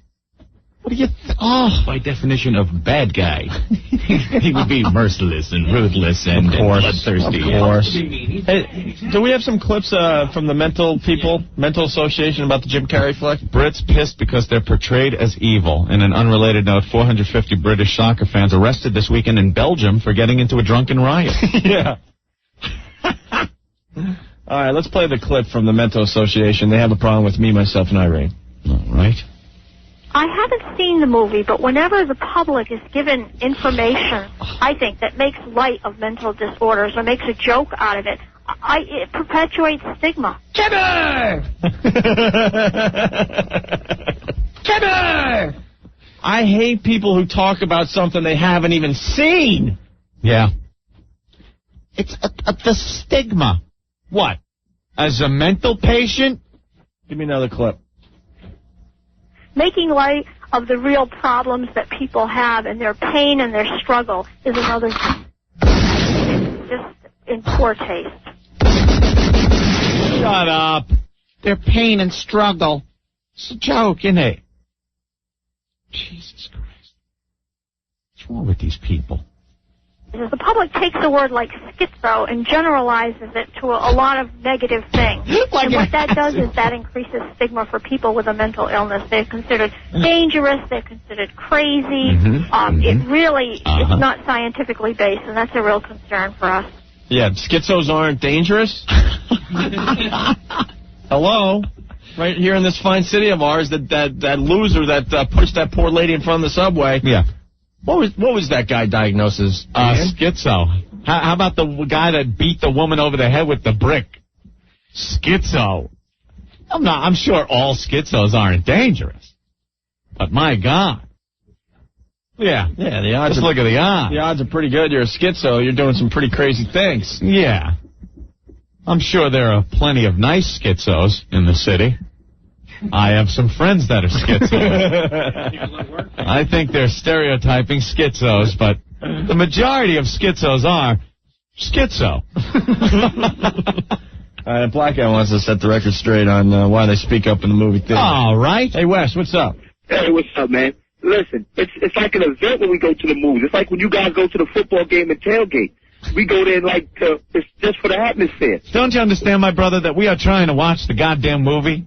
But, dog, listen, if you want to watch the movie, go watch it in Silicon Valley or something, Sydney Valley. Silicon Valley. I got to fly all the way to California to see a movie? I'm saying it's like an event, but listen, when we yell and all y'all white people get scared, we love that. We go outside and laugh about that. Yeah, and we laugh when we have jobs. So I guess it all works out in the end. Oh, I see. All right. So we go to the movies, relax. We just didn't have a good time. It's like an event. But why can't you keep your mouth shut? Yeah, come on, brother. Help us out.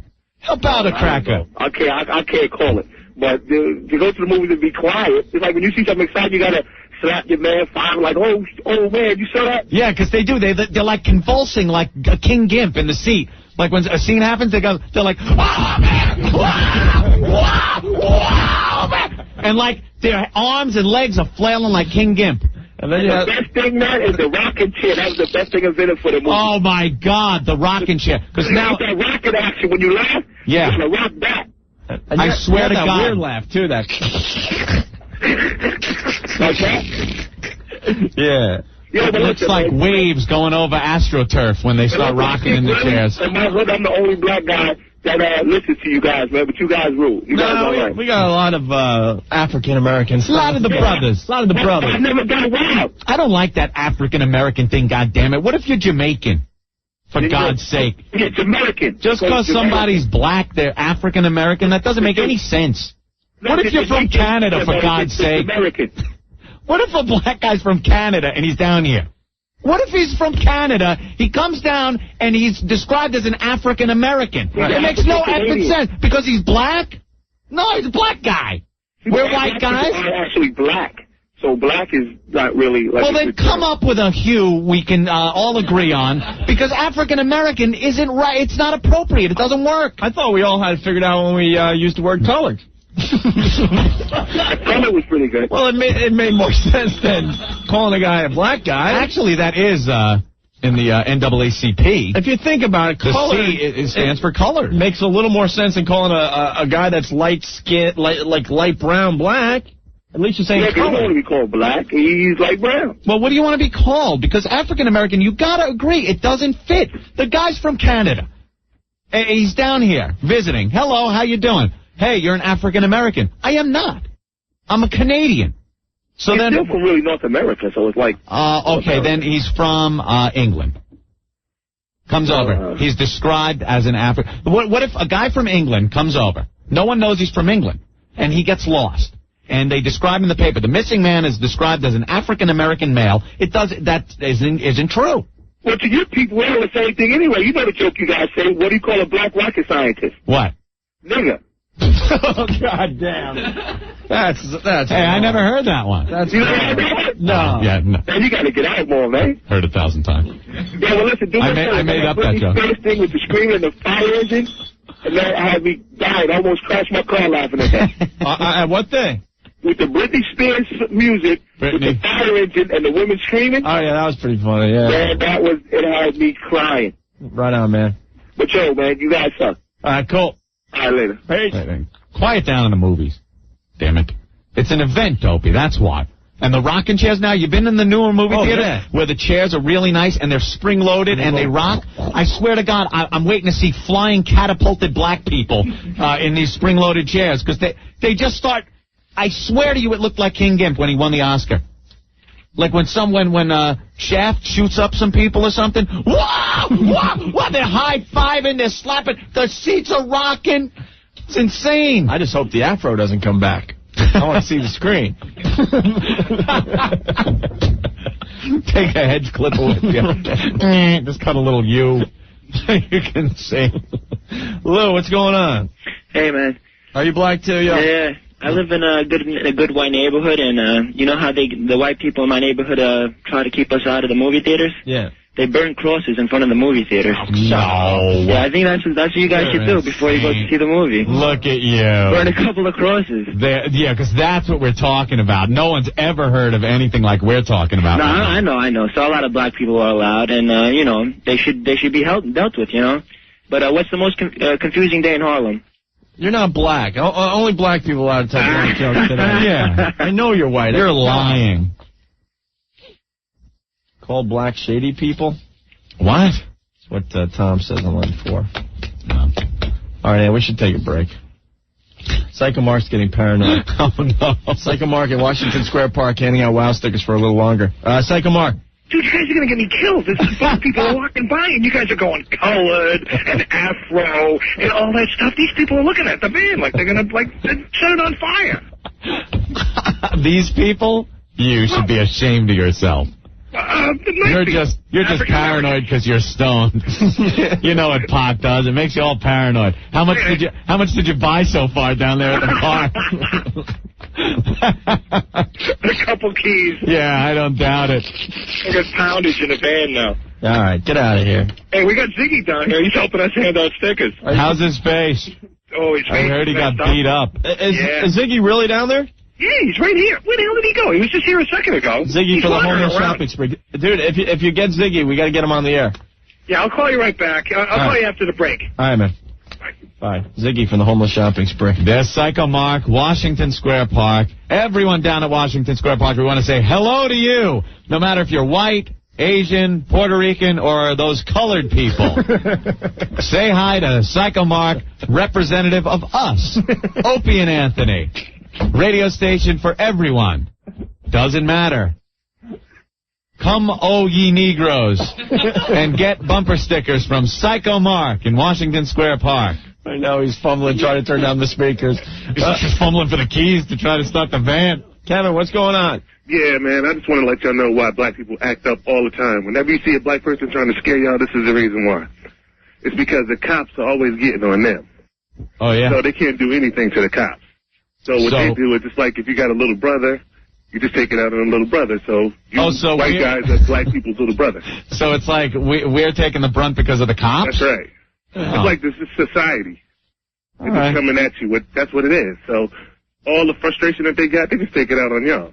Why, you get pulled over a lot? I used to it when I was younger, but now I'm a little older. Yeah. I keep my seatbelt on, try to drive straight. There you go. You know. What used to happen when you got pulled over? Was it like a problem? Or? Oh, it was like, hold on, this car was reported stolen and the flashlights all up in the car and everything, and you're like... Well, was it? Hell no. Hell no. But that's, but now it's, it's getting a little better, but it's just more like the kids are just young now. Yeah. They're just a little younger, but that's what really, it's just this society. That's why y'all just getting what society's giving us. It's society, Opie. That's what it is. How come I never do anything, but I have to sit in a movie theater and I can't watch the movie? I don't know. I try to be courteous. I mean, the police to the white people are like the cavalry. But when a black person sees a police officer, no matter what's going on, they're worried. There are a lot of black cops, too. Yeah, but it doesn't matter. I mean, you see the police, you're thinking about, okay, something's up. You're always on your toes. But most white people see the police, oh, wow, look at them. Here they go, these guys. And black people don't think like that. So interesting. It's a messed up way of thinking, but that's the way it is. So in return, you're allowed in the movies. Okay. Basically, and then now it makes perfect sense. And then when you see somebody and you're like, you get the Mac machine, and then the person, a black person gets out and they got a Mac card in their hand, and you see a white person in there, and then they want to run around, they want to run back to their car and throw the alarm on real quick and jump in and lock the doors and pull off, run over the curb and everything. Just stuff like that. It's BS that you got to always see every day. You guys freak us the F out. I'm telling you, white people are so nervous. It's crazy. We get so nervous. Why do you think that is? Especially when there's a group of you, forget about it. Why do you think that is? I just think it's just a whole combination of everything. Yeah. It's not really, it's messed up. I hope it changes because, It'll never change. We're doomed as a society, and somewhere down the road there's going to be like a huge it's going to be an explosion, and hopefully we'll just all... It's the only way it's ever going to be, and then I guess we'll all get along once that's it. Everybody's all bunched three up of us on nothing. Each side left. We'll have to shake hands at some point. Well, you got no house, I got no house. We're going to have to do something. Exactly. Hey, you want to help me build something out of this rubble? Yeah, let's take all this bullcrap we got here and just... no one will all go... Okay, I'll go do something. You build the house. Yeah. Take my wife, because she's painting me in the neck, too. And all that. Come on, I'm kidding. Jesus. We're all going to get along when we're all the same color. Yeah, that's it. Yeah, when we're all nice tan. Right. We're all lightly tanned. We'll all get along. Yeah. That could take another few thousand years, though. So white people, just be easy. If you see a black person, 9 out of 10 times they're all right. All right. But it's the 10th one you got to watch out for. I'm too busy throwing the locks down on my door and speeding away. You one of the guys that pull off over the curb at the Mac machine? Yeah. No, what do you... My doors automatically lock when I leave, so I don't have to... No, you ever walk past the car and you just hear... Oh, man. Down the sidewalk. I walk down the sidewalk if I have, like, papers in my hand. You know what? All you have to do as a black guy to scare the living crap out of a white person is start walking toward their door of their car. Just like if you're crossing the street and you would normally cross between two cars... Yeah, just start walking toward the door and then veer off and cross the street. Oh, you will see a white person have an effing heart attack. I swear to God. You'll just see panic in their face. They might even hit the car in front of them trying to peel out. And I hate to admit, I drove in today, got off at Van Dam. Yeah. As soon as I made that right, yeah, I locked my doors. Yeah, see? It's sad, but it's just instinct or something. I don't know. You don't even have to worry about that, because if a black person even comes at you, you're going to get the death penalty or something. So, if they scratch your car, they're going to get like 20 years. Oh, yeah. And if they punch you in the head, they'll get 50. And then if they kill you, you're going to definitely go to jail. They're going to die. So, I don't know. All right, Kev, you got a joke for us today? Let me see. Is that the penalty then when they poke your eardrums out? The death penalty? They make you deaf, right? Jesus. Oh, okay. Yeah, No, I'm sorry. I misunderstood. Kev, give us a joke. One of those jokes. Yeah, give us a joke about Whitey. A Whitey joke? Yeah. Man. Like you've never told a Whitey joke. That's what I find. That's what I find really funny about you guys. You guys. We could joke about you, but you guys aren't joking about us behind our back. I'm telling you, it's not even that deep. It's not. Come on. We don't care. We got other stuff to really worry about. We just laugh at us like a certain situation. They can't be making jokes. It's not like we sit around and say, "Hey, did you see that white guy, the way he ran across the street when I came?"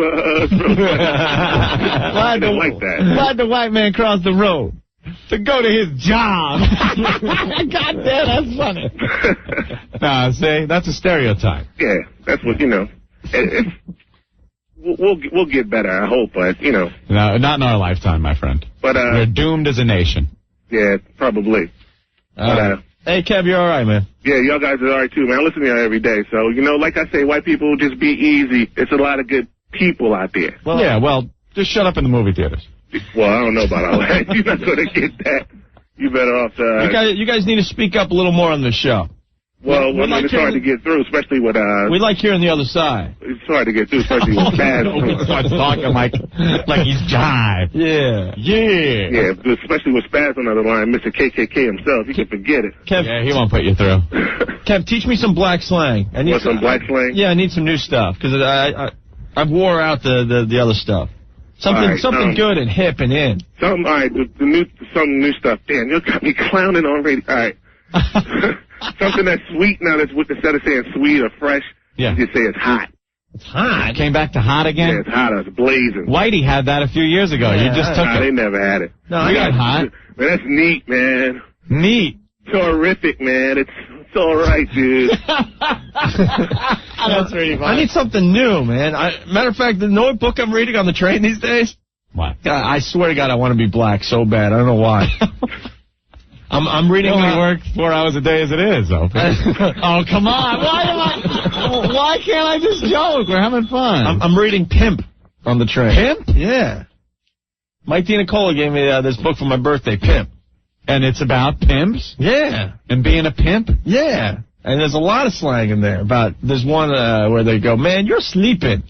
Oh, yeah, sleeping. Like that's what they would call spaz. Like, "Man, you're sleeping. You're not sleeping is yet." when if you don't know something, it's like if you're ignorant to a... spaz. That's spaz. That's what I mean. That's no, he's just ignorant. You sleeping. Man, Spaz, you in a coma. Spaz is dead. Spaz is dead on arrival. He's just dead on that. Yeah. All right, Kev. All right, y'all. Take care. All right, man. Thank you. There he goes. All right. And let's take a break here. Erky Durky. You know what? We've had a few requests for this. Yeah, let's get this out of the way here. Remember our old boss? I don't want anyone to confuse this next bit for our new boss. Dickweed? Dickweed, yes. Can you say dickweed on the radio? You can say dickweed. That's an actual piece of vegetation. Maybe I can't say that, but there you go. Yeah, dickweed. We had the biggest loser of a PD up in Boston. Yeah. He's still a loser. He would always call us in the middle of our show, telling us, you better not do that, you better not do this. Anything that was funny or entertaining in the least bit, he would call up, maybe we should calm down on that. Right. Okay, we'll just do a show that sucks, and then get thrown off. Right.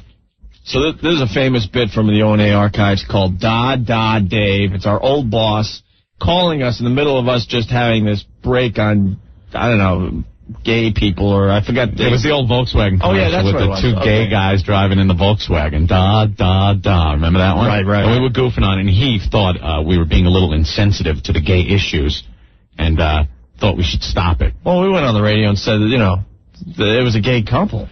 So that we really weren't even doing anything that bad. This guy was so friggin', uptight. He had a big stick up his ass, and he would always give us crap about everything we did. Oh, God, we can't stand this guy. So the hotline rang while we're in commercials, and he's trying to convince us to stay away from the gay zone, or you're entering the gay zone. Yeah. Whatever that means. Talking about gay issues, where, we should steer clear of the gay zone. And we just completely tooled on him. This is Da Dave. Hello. Hello. What's up? I just wanted to, Why are you on this line? Well, I figured it was easier than getting out of my chair and coming down the hall. Oh. Just, wanted to make a request. Yeah. Maybe we could steer the show in a little different direction so that this doesn't get out of hand. What's getting out of hand? Well, I think we're going into the gay zone, and, we all know where that leads. Wouldn't you agree? Not really, but... Hokey pokey in the butt. No. Licky. That's fun stuff. Yeah, it's fun, but you know what? It's going to get us in trouble. Just, steer somewhere else. Hold on, we got to break in. What he's doing there is reciting some of our bit. So when he says it out of context, it's pretty damn funny. Yeah, licky. He's reciting what we just said during the bit. Hokey pokey in the butt. And you are such a smartass. Opie really, we both couldn't stand the guy, but Opie was more vocal about it. So you were just sitting there disgusted. No, it's funny stuff. Right. Like, F you. Right. Such a smartass, man. I just didn't care. Da Dave. All right, so, we should have set up and say, he starts reciting some of the lines from this gay bit we were doing. It's really funny. And he had no clue we were recording his entire phone call. All right, we're going to start it over. Here we go. Hello. Hello. What's up? I just wanted to, Why are you on this line? Well, I figured it was easier than getting out of my chair and coming down the hall. Oh. Just, wanted to make a request. Yeah. Maybe we could steer the show in a little different direction so that this doesn't get out of hand. What's getting out of hand? Well, I think we're going into the gay zone, and we all know where that leads. Wouldn't you agree? Not really, but... Hokey pokey in the butt. No. Licky. That's fun stuff. Yeah, it's fun, but you know what? It's going to get us in trouble. Just, steer somewhere else. If you keep going this direction, it's going to be trouble. I'm just warning you. Not from me. I'm talking about outside. We've been down this road before. The old dirt road. Yeah.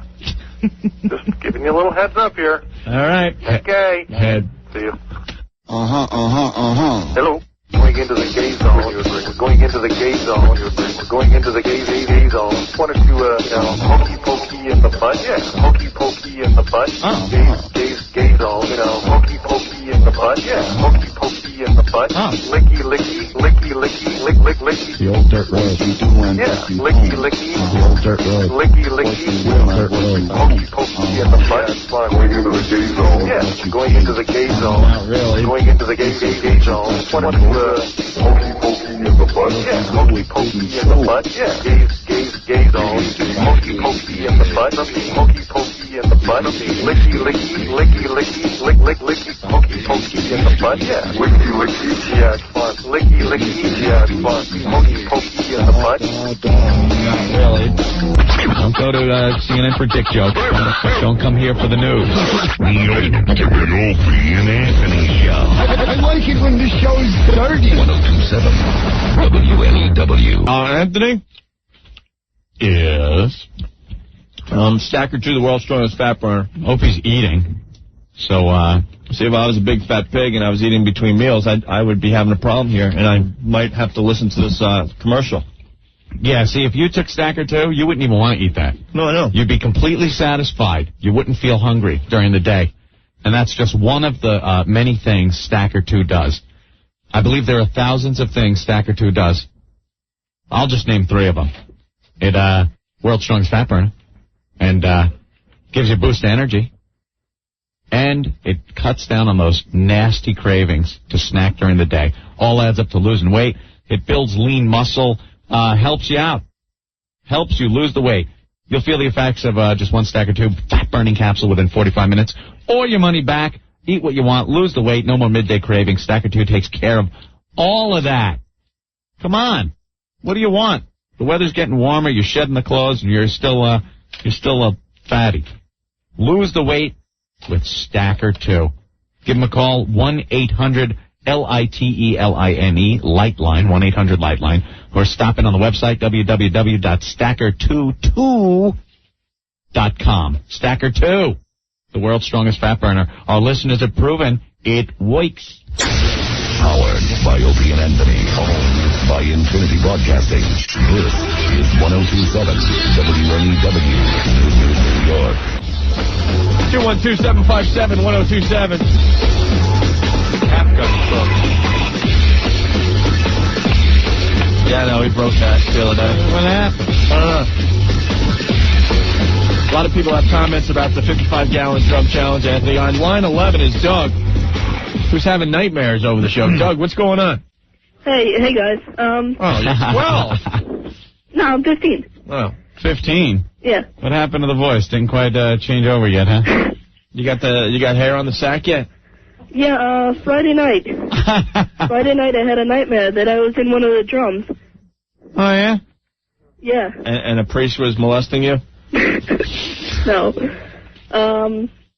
Yeah, I had this nightmare where I was in one of the drums, and all of a sudden all the cockroaches, the hissing cockroaches got poured in.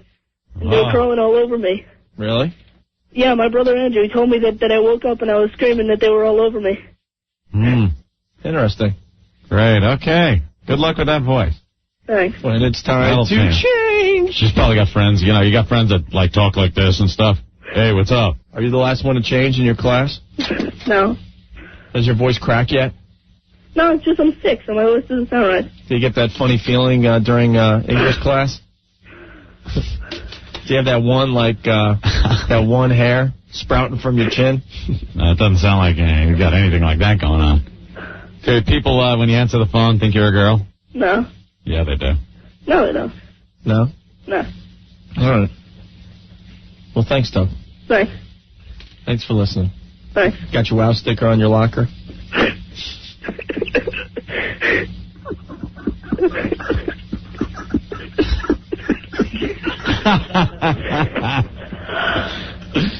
Real funny. All right, Doug. Talk to you later. All right. Bye-bye.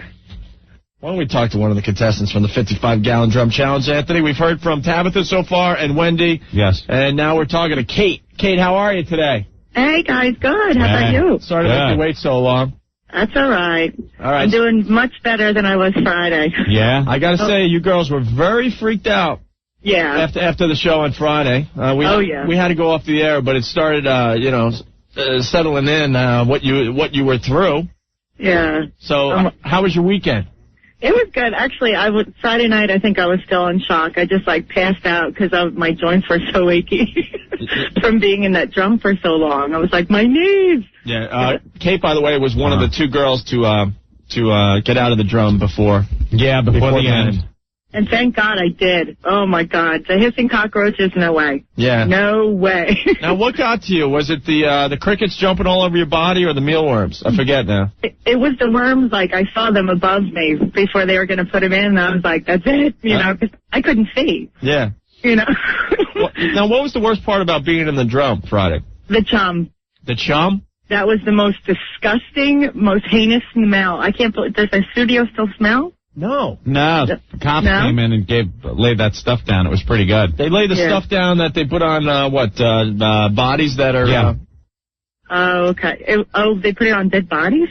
Pretty much, yeah. When they go into, an apartment or something, and there's been a body there for a week or two, and it's starting to really reek, they throw the stuff down, And it neutralizes the smell, and it neutralized our studio pretty well after you guys left. Oh, so that's good. Yeah, 'cause I was in Point Pleasant this weekend, and I just got like a fish smell while I was walking. I was like, I wanted to throw up. I was like, don't even remind me of that.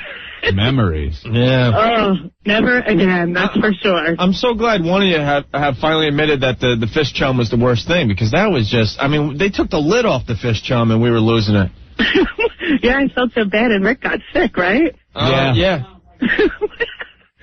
Too funny. Oh, my God. You had the fish thrown in on you, right? Oh, yeah, I had the little friend in there with me. Yeah, and the squid? Yeah. Yeah. Oh, yeah. Well, I didn't even see it until, like, I looked at the pictures on your site. Yeah. And I was just like, on Saturday, I was looking at them. I was like, I can't believe I did that.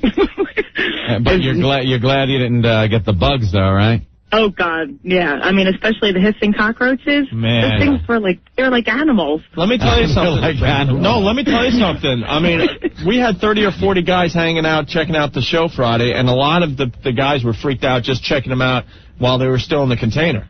Right. To throw them into a dark barrel with everything you guys were through before that, that's crazy. Yeah. How many showers did you take since Friday? Probably about 10. I showered as soon as I got home, and then I showered again that night, and then the next morning. Wow, yeah. Did the honey or the syrup come out of your hair, or? It did. You know what was stuck in my hair was that kitty litter. Oh, yeah. Oh, yeah? That was nasty. We almost had we got to say this, because we almost had a disaster with the kitty litter. Yeah, we realized we almost killed you broads. Yeah, that's right. We put kitty litter in the barrels as one of the first things, pretty much. It was just a dust storm, and the girls, we got to find the audio of that. They start hacking all at the same time, and they can't catch their breath. And Aunt and I look at each other like, oh, my God. Uh-oh, we screwed up this time. We screwed up really bad. Like, if one of them had asthma or something, they'd have been dead in that barrel. Yeah. Well, at least we had the holes to breathe out of. Yeah, we got to get that clip, because it's kind of funny, to be honest with you. The 5 girls just all hacking at the same time. And then we finally gave you the goggles that we forgot about. Yeah, no, those were definitely key. We're such losers, man. We were saints. And Rick was so good. He was, like, giving us water and stuff. Like, he would, like, splash us down after a while. Yeah, I was giving you water. Yeah, I was squirting it in the side holes. That's called good cop, bad cop. Rick is like, right. it's okay, everything will be okay, and we're just slamming things into the barrel. Well, at least you guys were nice. It was all nice until, except for the barrel part, Yeah. Well, I'm glad you made it. I'm glad you had a good time, and you guys are all, like, big-time stars. I mean, everyone's checking out the photos at WNEW.com. Oh, great. All right, Kate. Too funny. All right, I'll talk to you guys soon. You got it. There she goes, Kate. Another one of the contestants from the 55-gallon drum challenge, Anthony. Mm-hmm. She didn't make it all the way when she saw mealworms when she was looking up. That was it for her. And she started screaming, "Get me out. I'm done. Get me out." Yep. Steve from FoundYourMusic.com. He's in the studio. Yeah. He just picked up the video tapes, Anthony, from Friday's show, so now you're going to be able to see video clips on FoundYourMusic.com in the coming days. The pictures are revolting enough. I can only imagine what it was like to be here in person. I can only imagine how sick I'm going to get when I actually see the video. It's going to be funny, because I think you have some video back and forth and stuff as they're screaming. Nothing but the highlight was Wendy's screams of horror when the bugs got thrown in. That was the highlight of the afternoon for me. I saw the picture of the cockroaches, and they're, like 3 inches long? They're huge, and they hissed it. Very, very disgusting. And Wendy's screams were the best. I gotta isolate some of those. No, we got like play them by myself. We got them. We're running out of time today, but we'll get to them tomorrow. I think we do have another clip from the 55-gallon drum challenge. Let's play this. It's a quick one. It's only a minute and a half. And then we're going to talk to Gary. He was the bug guy from Friday. He could tell us a little more about these hissing cockroaches that made it into the barrel. And also Jane, another contestant from the 55-gallon drum challenge. That means the only one we didn't hear from is Tabitha. Oh, no, wait, there's one more. Christy, that's right. Christy. We'll hear from... The big green one is Christy. Right. All right, let's play this, and then we'll talk to Jane right after this. Powered by Opie and Anthony. Owned by Infinity Broadcasting. This is 102.7 WNEW, New York. Christy. Yeah? How much liquid is at the bottom of your tank? I can't see my toes. Yeah, tells me not seeing your toes isn't something new. You can't make fun of Christy. Come on. She was a big gal. Sport. She was a big gal. She went 250, right? I mean, just the fact that she had to have a completely different device to contain her. Yeah. 2 barrels. 2. Hey, Rich, what's going on? 120 gallons total. Hold on. The girls fit in 55-gallon drums. Right. Christy needed 120 gallons. That was the size of her tank. 120 gallons. That's like looking at the fish tank at the pet store and then going to see Shamu at SeaWorld. Come on. Give her a break, man. All right. What's up, Rich? How's it going, guys? Good. Hey, I can't get those screams out of my head. Yeah, that was pretty good. Oh, my God. I was all sorts of vague driving home listening to that. It horrified me. Yeah, we haven't even gotten to the real good screams. We're running out of time today, but when we put the bugs in the tank, oh, my God. Yeah, they lost their minds. They lost their effing minds. And they were quiet. There's a 20 or 30 second section of Wendy screaming that I felt so bad for her. That's the part. Yeah. All right, Rich. All right, guys. Keep it up, man. Thank you. Let's go to Jane, another contestant for the 55-gallon drum challenge. Jane, how are you? Good. How are you guys doing? Oh, you sound much better today, Jane. Well, it's been a rough weekend, I can tell you that much. Why? Yeah. What happened to you? Well, like Friday night, I could not sleep. I could just feel like the sludge all over me. I couldn't get the feeling out of my head. You have like post-traumatic stress syndrome or something. I'm serious.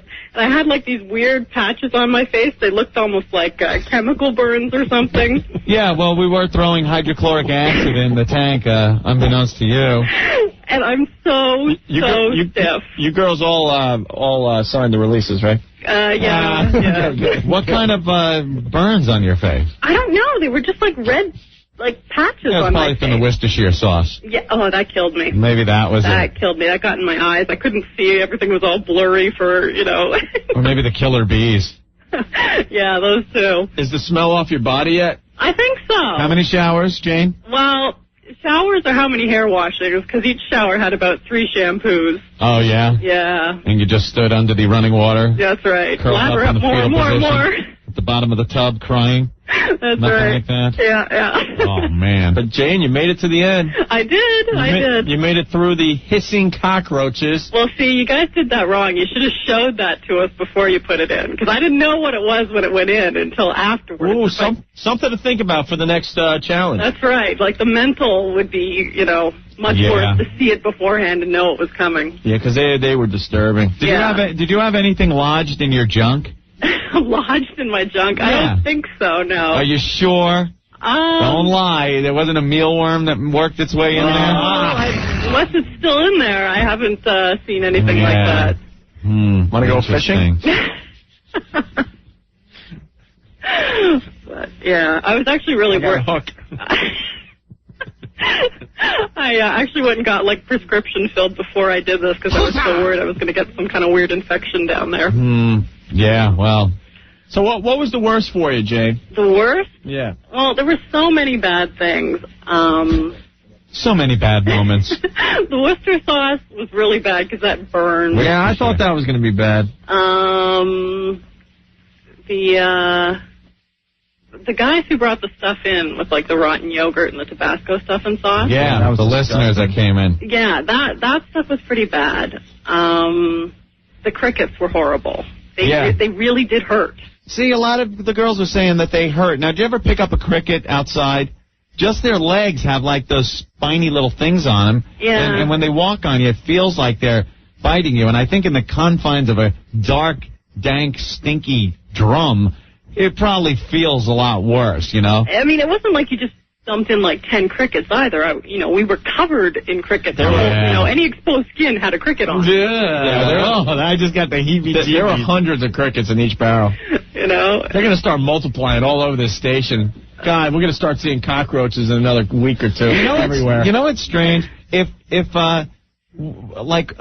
we had soldiers that were taken prisoner, and they were put through the exact same thing, we as a country would be outraged and want to nuke the country that did this. But you girls pulled through it.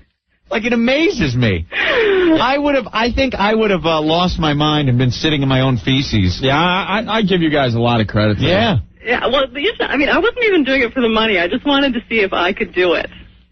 And you did. I think you had the easiest time out of the three that made it. I would have to say Wendy had the hardest time that went the distance. She told me afterwards she was crying when she was in the barrel. I know. Oh. We have that on tape. We're going to play it probably tomorrow. We're running out of time. Yeah. But you had the easiest time, then Tabitha, and then Wendy was just so close to giving in. Yeah, she had a rough time with it. So, yeah. Very good. That was a good idea, the John McCain bamboo cage challenge next. Like a Vietnam POW camp. We'll have you in there up to your neck in water or something like that. And then every hour, you all come out and play Russian roulette with like a cap gun, and whoever loses is out. Michelle wants to talk to you, Jay. Michelle. Mao. Hello? Do it, Nikki. Hi. Hi, Michelle. Why? I just want to know then, why were these idiots staying in there for $500? No. What was worth what? Why? Well, first of all, they walked away with a ton of stuff. Jane got $833 plus all sorts of other things. And if only one of them walked out, they would have gotten $2,500. Right. They all got bikes from Shrewsbury Bicycles. They got some real nice gift certificates from Joey Paisano. They walked away with a lot of stuff. I guess it was worth it. I honestly caught it at the end. My boyfriend had it on, and I was just cringing. Okay, I'm sorry. No, you're making a good point, because Jane did say that she pretty much did it to see if she could do it. Yeah, okay, so I couldn't. I mean, no money in the world would make it worse. I mean, maybe the crickets, but hissing roaches, I thought it was $500. I caught it in the middle. I'm sorry. Michelle. Take it back. Michelle, just think about being in a dark barrel and you don't know what's coming on your head I would never do it. I would never. Maybe $25,000 and possibly I'll sit in there, possibly, but maybe those prizes, okay, they're sick, they've been through worse, whatever, I understand, but I originally thought it was $500. Then I thought the three of them had to split that, so I was going completely nuts. And you're talking like fish guts, chum, rotting clams, sour milk, cream that was left on a radiator for 8 hours. I bet half of you wouldn't have even done that. Half of you wouldn't have even been in there. Spaz might have done it for just 10 minutes in a closet with some chick or something, but... Yeah. Any normal person would not have stayed in there, but I understand, okay? All right, Michelle, thank you. Nice talking to you guys. Definitely. Bye. I wouldn't have done it. No I wouldn't way. have been able to do it. I'm a puss. I wouldn't have I swear to God, there was no way in hell I would have been able to... Well, all you guys were pretty wimpish, I have to say. Yeah. Know what we got to do? Especially Rick. Know what we got to do? Maybe maybe Steve could put it on FoundryMusic.com. We need a whole list of the stuff that was dumped in these barrels, just so you understand how sick this was. Well, if you look at some of the pictures, you just see the bottom of the barrels, and you can't even tell what any one ingredient is anymore. I couldn't get on the website all weekend. The website, NEW.com, that has lots of pictures right now, and Steve is going to put clips on in his FoundryMusic.com video clips, and probably by late tonight. They're just getting hammered, these websites, so check it out. I'm looking at a Tabitha clip picture, and I'm seeing mealworms in her cleavage. Right oh, yeah, that was the worst. Everything would get caught in there. Yeah, no. So Jane, would you do it again? You mean if I could go back in time, would I do it again, or would I do it a second time? Would you do it a second time? I might, actually. I might. Wow. All the other girls said no effing way. But if we ever do it again, they will be invited back to deliver the goods. Oh, we'll going to be on the other end of the barrel? Yeah. And if we do it again, we are going to up the ante. Okay. You guys got off easy. Let's just put it that way. If we ever do this again, we're upping the ante. We've already come up with things that'll just make people lose their effing minds. All right, Jane. All right. Talk to you guys later. Thank you. Bye. I don't know why I was looking at those. I just looked at Christie's barrel. The bottom of it. I know. You really see the V8 added the basic color to the bottom of it because it was orange. Yeah. But then everything floating in it, and there's a big fish eyeball staring back at you. I know.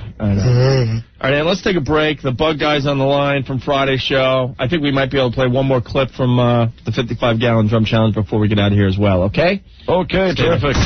Like it or not, this will be the most popular radio show in New York City. The only show beats the hell out of my dad's old pornos. Anthony Paisano of Mulberry Street in the heart of Little Italy. Yes, Paisano. You want authentic Italian cuisine? made from old world Italian recipes, priced right, in an atmosphere that gives you the romance of Italy. Warm, friendly, relaxed. Where are you going to go? Huh? It's not a rhetorical question. Paisano, Anthony? What? Yes, Paisano. That's your final answer. Yes. Enough with the final answer. Poor Regis. You know, everywhere he goes, I can't believe it. Someone's got to work that in, and he probably feels like he's the first person to do it to Regis.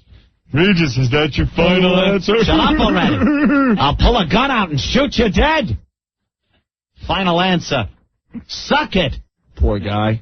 He probably everything. He likes to go out to a lot of restaurants. Yeah. He probably orders a drink and the Regis, that's your final answer? How about I bend you over? Right. Eat it. Paisano. You'll love their huge, incredible pasta lunch specials if you want to go down there for lunch, or make a dinner reservation, or just drop by. Paisano of Mulberry Street in the heart of Little Italy, 136 Mulberry. Call them, 965-1188, 965-1188. You ask for Joey, the owner. What do you get? Free glass of wine, Anthony? Yes, in the hot seat. Open 7 days a week. Weekends till 2. Ponderous. Yes, Paisano of Mulberry Street. Stop by. Tell Joey we said hi. Paisano of Mulberry Street. All right, we'll be back in 2. 2. Opie and Anthony. Brilliant radio at its best. 107 WNEW.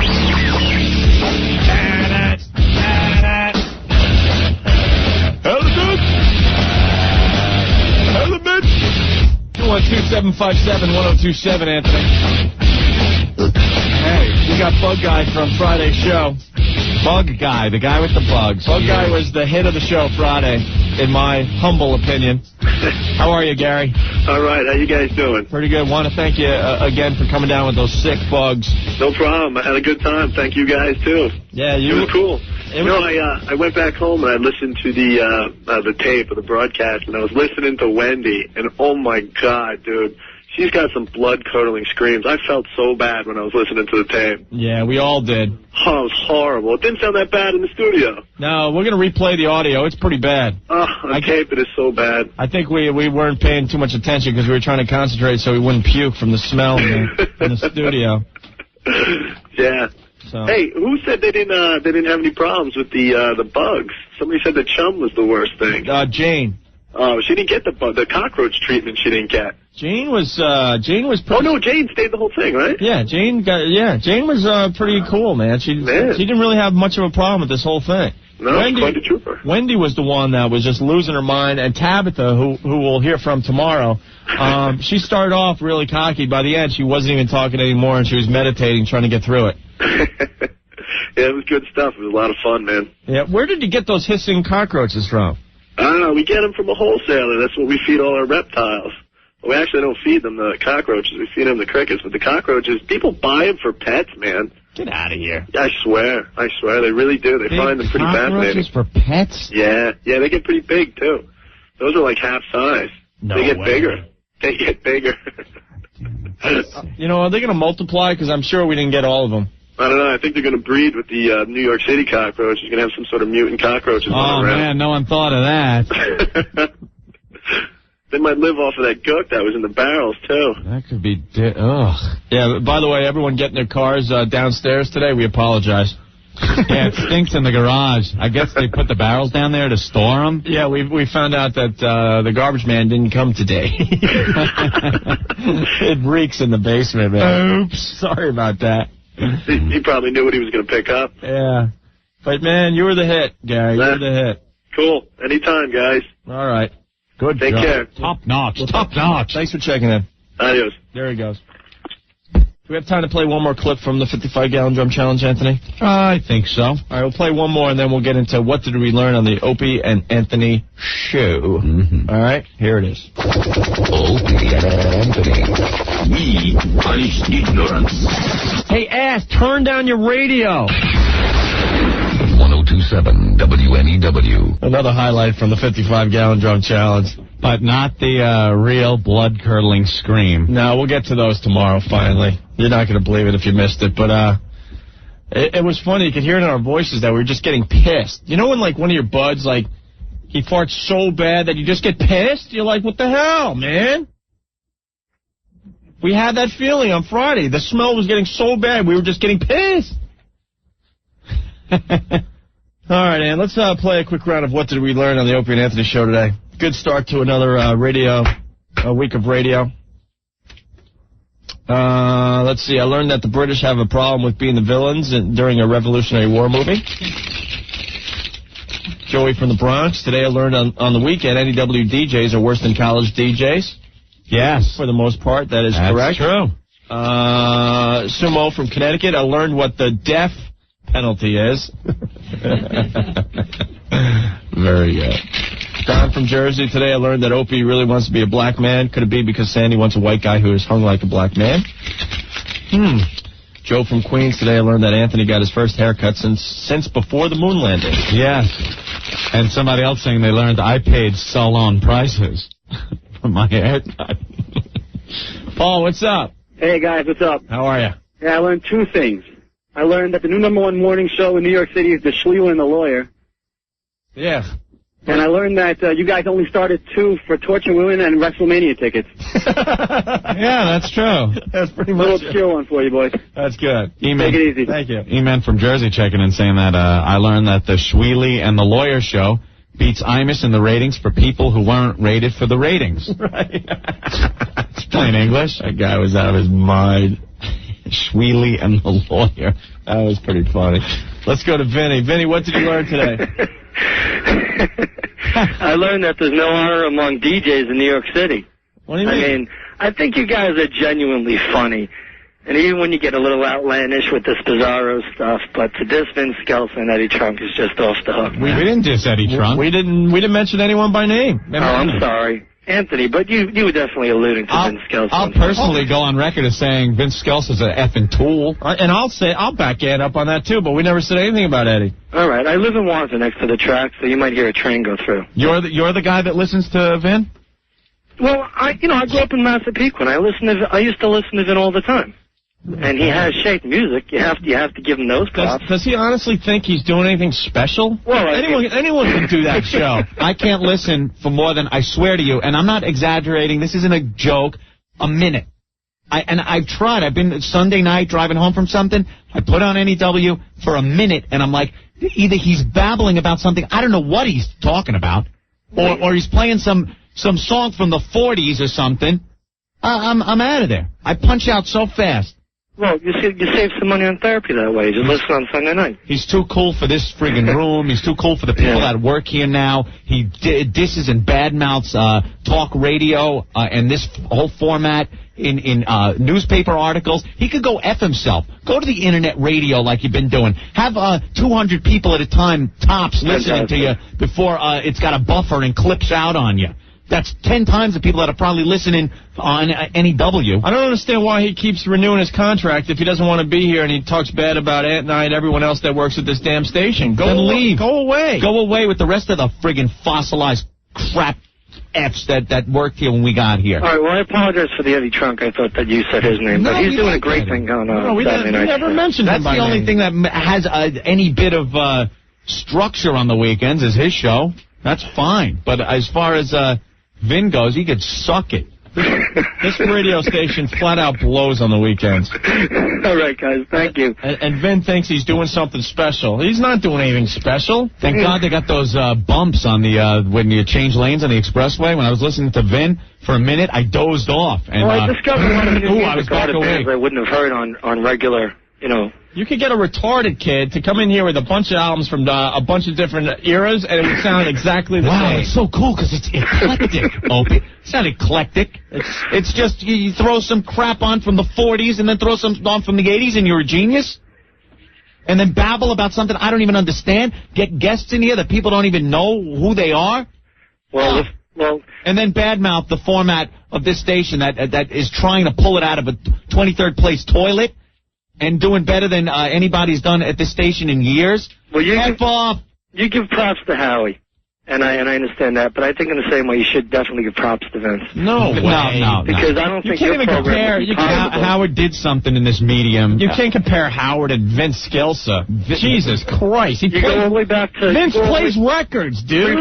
Freeform FM. How hard is it to play records? God, I hate everyone's it's about buying time that. Ant and I, let everyone know. It's not hard to play records. No, but it's freeform radio. Freeform, my ass. He's playing sets. You know something? That whole thing, you're buying into it. You're buying into that whole thing. He's a legend. The three people that listen to him. Oh, it's freeform. It's great. You want to do an example of freeform? Close your eyes, Rick. Grab 2 CDs. Don't effing look. Close your eyes. Grab that one. Grab another one. There. Open 2 CD players. Here. Open 2 CD players. Opie, don't look at the track. Pop one in there. No, leave. And pop the other CD in the other one. And seg the end to the beginning of that one. Okay, I can do this. Well, I hope. Watch the genius of Opie now doing freeform radio. Yeah.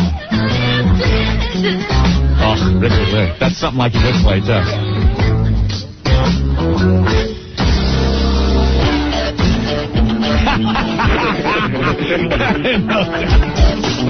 There you go. Freeform radio. Opie's an effing genius. He's a legend in New York. Plus, on top of it, I gave you a little comedy if you know anything about this radio. You can't say that, Opie. That would be a little bit beyond the free form of Vin. I'm so sick of these DJs. The free form. Yeah, hang up. Opie's throwing the phones. Put the phone back. You can hang up on it by pushing a button, Opie. You don't have to throw the phone. I'm so sick of these. What happened? He almost hitting people with the CDs. I didn't throw any CDs. Holy smoke. Ben must be drunk. Opie's just doing free-form radio. He's a genius like that. You heard that, Seg? I'm so sick. I had to listen to this crap growing up about all these high and mighty DJs that thought they were something because they could say goddamn records on the air. And then they hide behind it by calling it freeform radio and eclectic radio. No, you're singing goddamn tunes. I would love to know. I could go to a mental hospital and get a DJ to spin tunes that would sound a hell of a lot more interesting than Vince Scelsa and all their other crappy jocks in this goddamn town. I'm so sick of it. How many people are listening on Sunday night? I have no clue. But I would say it's got to be in the tens of people. And then he badmouths the format. And go somewhere else. And I've read articles where he badmouths us personally. Of course he does. F off. Comes in here with the attitude like he's God's gift to radio. What a tool. Him and his whole effing crew. F off. Leave. Leave. Leave NEW. You're like a barnacle hanging onto the hull. We want to pull away. All these legendary DJs. Now, a bunch of them work for Q104 playing the same stale, tired tunes. But they're legends because they can say, records on a radio station. Push a button. Push a button. Hate to tell you this, but even in the heyday of PLJ, they weren't doing anything special. They were just spinning records. But they're legends because they could do that. 99% of our audience could do what we do. Yep. Before we started talking. That's a fact. Playing records. He's playing records. You do it at your home every day. If you want to go home and then pop a CD into the CD player and hit play, there you go. You're doing it. You're an eclectic genius. So sick of the crap. There is such destruction going on at this studio. All right, Opie just hit Ben. Opie just threw a box set and hit Ben right in the side and in the arm. Oh, we shoot, right? Oh, you have such a talent with hitting people when you throw something in anger. Man, I'm sorry. You all right, Ben? I'm fine. Ben, get on mic. I didn't mean to hit you, all right? Look at his arm. No, oh my God. It was the whole box set. It hit him in the forearm. I'm sorry. It's okay. All right, time to sweep up. Show's over.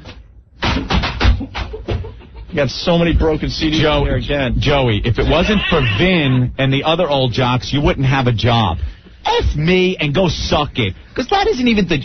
come up with a valid point, and I might even argue it or agree with you. What does Vin have to do with me having my job? Holding his seat with the other bastard fossils that were here for 20 years so that younger jocks couldn't get in? I'll tell you one thing. If it wasn't for all those guys before us, we would have been on the radio 10 years ago. 10 years earlier. Type of thing. We had to wait for people to either die or retire. Because they were legends, Anthony. Legend. Legend. And now a legend has 3 people listening to him on Sunday. And he tools on us. It's a talk station now. Could you leave? Suck up what little pride you have left and move your friggin' freak show to your record player to the internet or something? Please? And I'll tell you something else.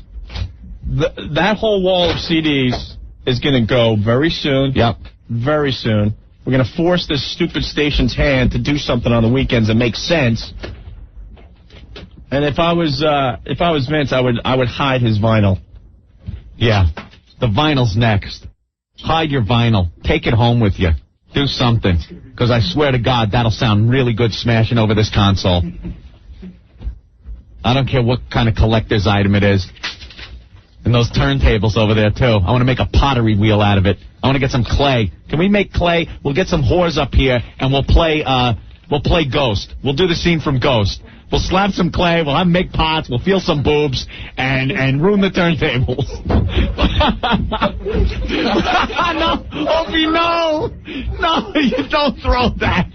He's going to throw the magic 8-ball at the CD wall. You know it's just going to bust. Look what we got. What? Wait. Records. Oh, no! Wow, look at that, You got to lift it up. You know what that is? Wow, that's a big case. What is that? That's the Vince Gelsa collection. That's the entire Vince Gelsa collection in the in the locked wooden cabinet. Oh, man. Right behind you is calling him right now. Hey, who's on the hotline?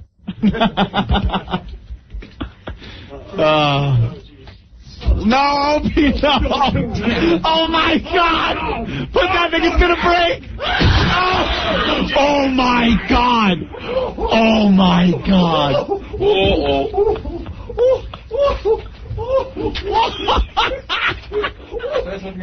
That's what the inside of a Magic 8-ball looks like.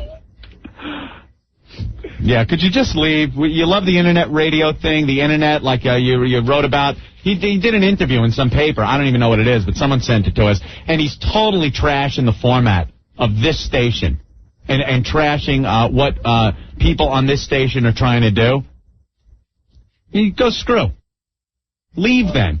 Please leave. We want to make a go at this as a talk station, and you're just in the way. Take your vinyl, go to the internet where 20 people at a time can log on, and you can hear a clipped version of every wacky tune you're trying to play. Please, could you do that? Thank you. All right, Ann, let's go home. Okay, terrific. Let's get out the broom again. Every day we start smashing CDs again. No one got the hint last time. How many did we break today? I learned 3 words: anger management therapy. Very good, whoever wrote that. All right, Ant. Another stellar show. Mm-hmm. Yes. Listen to the sweeping. Dr. Domeno ripoff. Listen to the sweeping. This is going to happen every day. We're going to break out the broom and have to sweep away the old. We've been here 2 years. How many CDs did we break today? At least 25. At least 25? Good. And all the Bruces are gone again. Don't break the No Doubt CD. We're going to need that. Yeah, please. It's my favorite. How are we going to abuse Anthony if we break the No Doubt CD? Absolutely. All right, Ann, we gotta get out of here. Yeah. Yeah, let's go. All right. Thanks for listening. You are a psychopath, man. Why? You're schizo. Why? What happened? Something You're happened funny. today? What happened? You're funny. You almost killed every one of the people that work here. I almost broke... You all right, Ben? I almost broke your arm. I apologize for that. Sometimes I blank out and I don't know what I'm doing. I'm sorry. Yeah, that's okay. Lunatic. All right, we'll be back to do a live read, and maybe we'll give something away here. I don't know. Stay there. Opie and Anthony. We punish ignorance. Hey, ass, turn down your radio. 1027 WNEW. By the way, we wish Mr. Imus well. Yeah, speedy recovery for the I-Man from injury sustained on my horse, Destiny. Hello, Destiny. We were messing with him, but we definitely wish him well. Punctured lung, broken collarbone, 5 broken ribs there. Separated shoulder.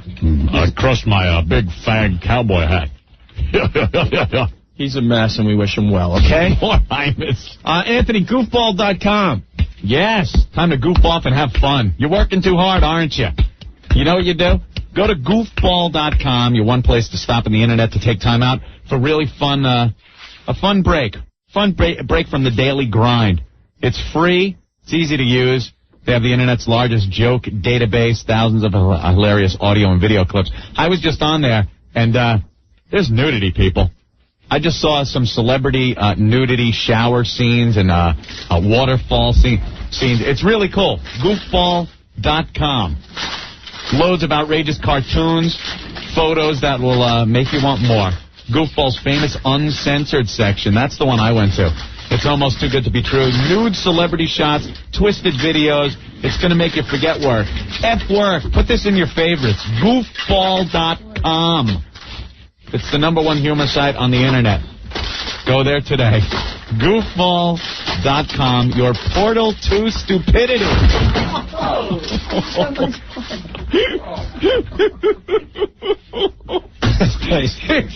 It is. I've never seen such destruction. We have issues, man. We have serious issues. We have issues when, people are writing about us in stupid articles. That whole effing wall of CDs, gone. You best take them home, whoever wants them. This is talk. Anybody who doesn't want to listen or works here like Vin. It's a talk station. That's what it is now. Pack it up. Pack up your turntables, pack up your vinyl, pack up your CDs. I think a cockroach just crawled out from behind the CDs, man. Hey, Paul Simon, do we? Someone just hit spaz with a Paul Simon CD. All right, we broke enough stuff today. Yeah, it's time to go. Wow, look, it's late. All right, we'll see you guys. You guys want to do some work and give some out, or yeah. give this out? All right, we'll take like 2 or 3 callers right now. 212-757-1027. Winner receives on VHS or DVD one of the wrestling things we got. We got WrestleMania, SummerSlam, Eve of Destruction, The Rock, the People's Champ, and Hell Yeah. You can pick which one you want. You can get it on VHS or DVD. We'll give like 2 or 3 of those away. 212-757-1027.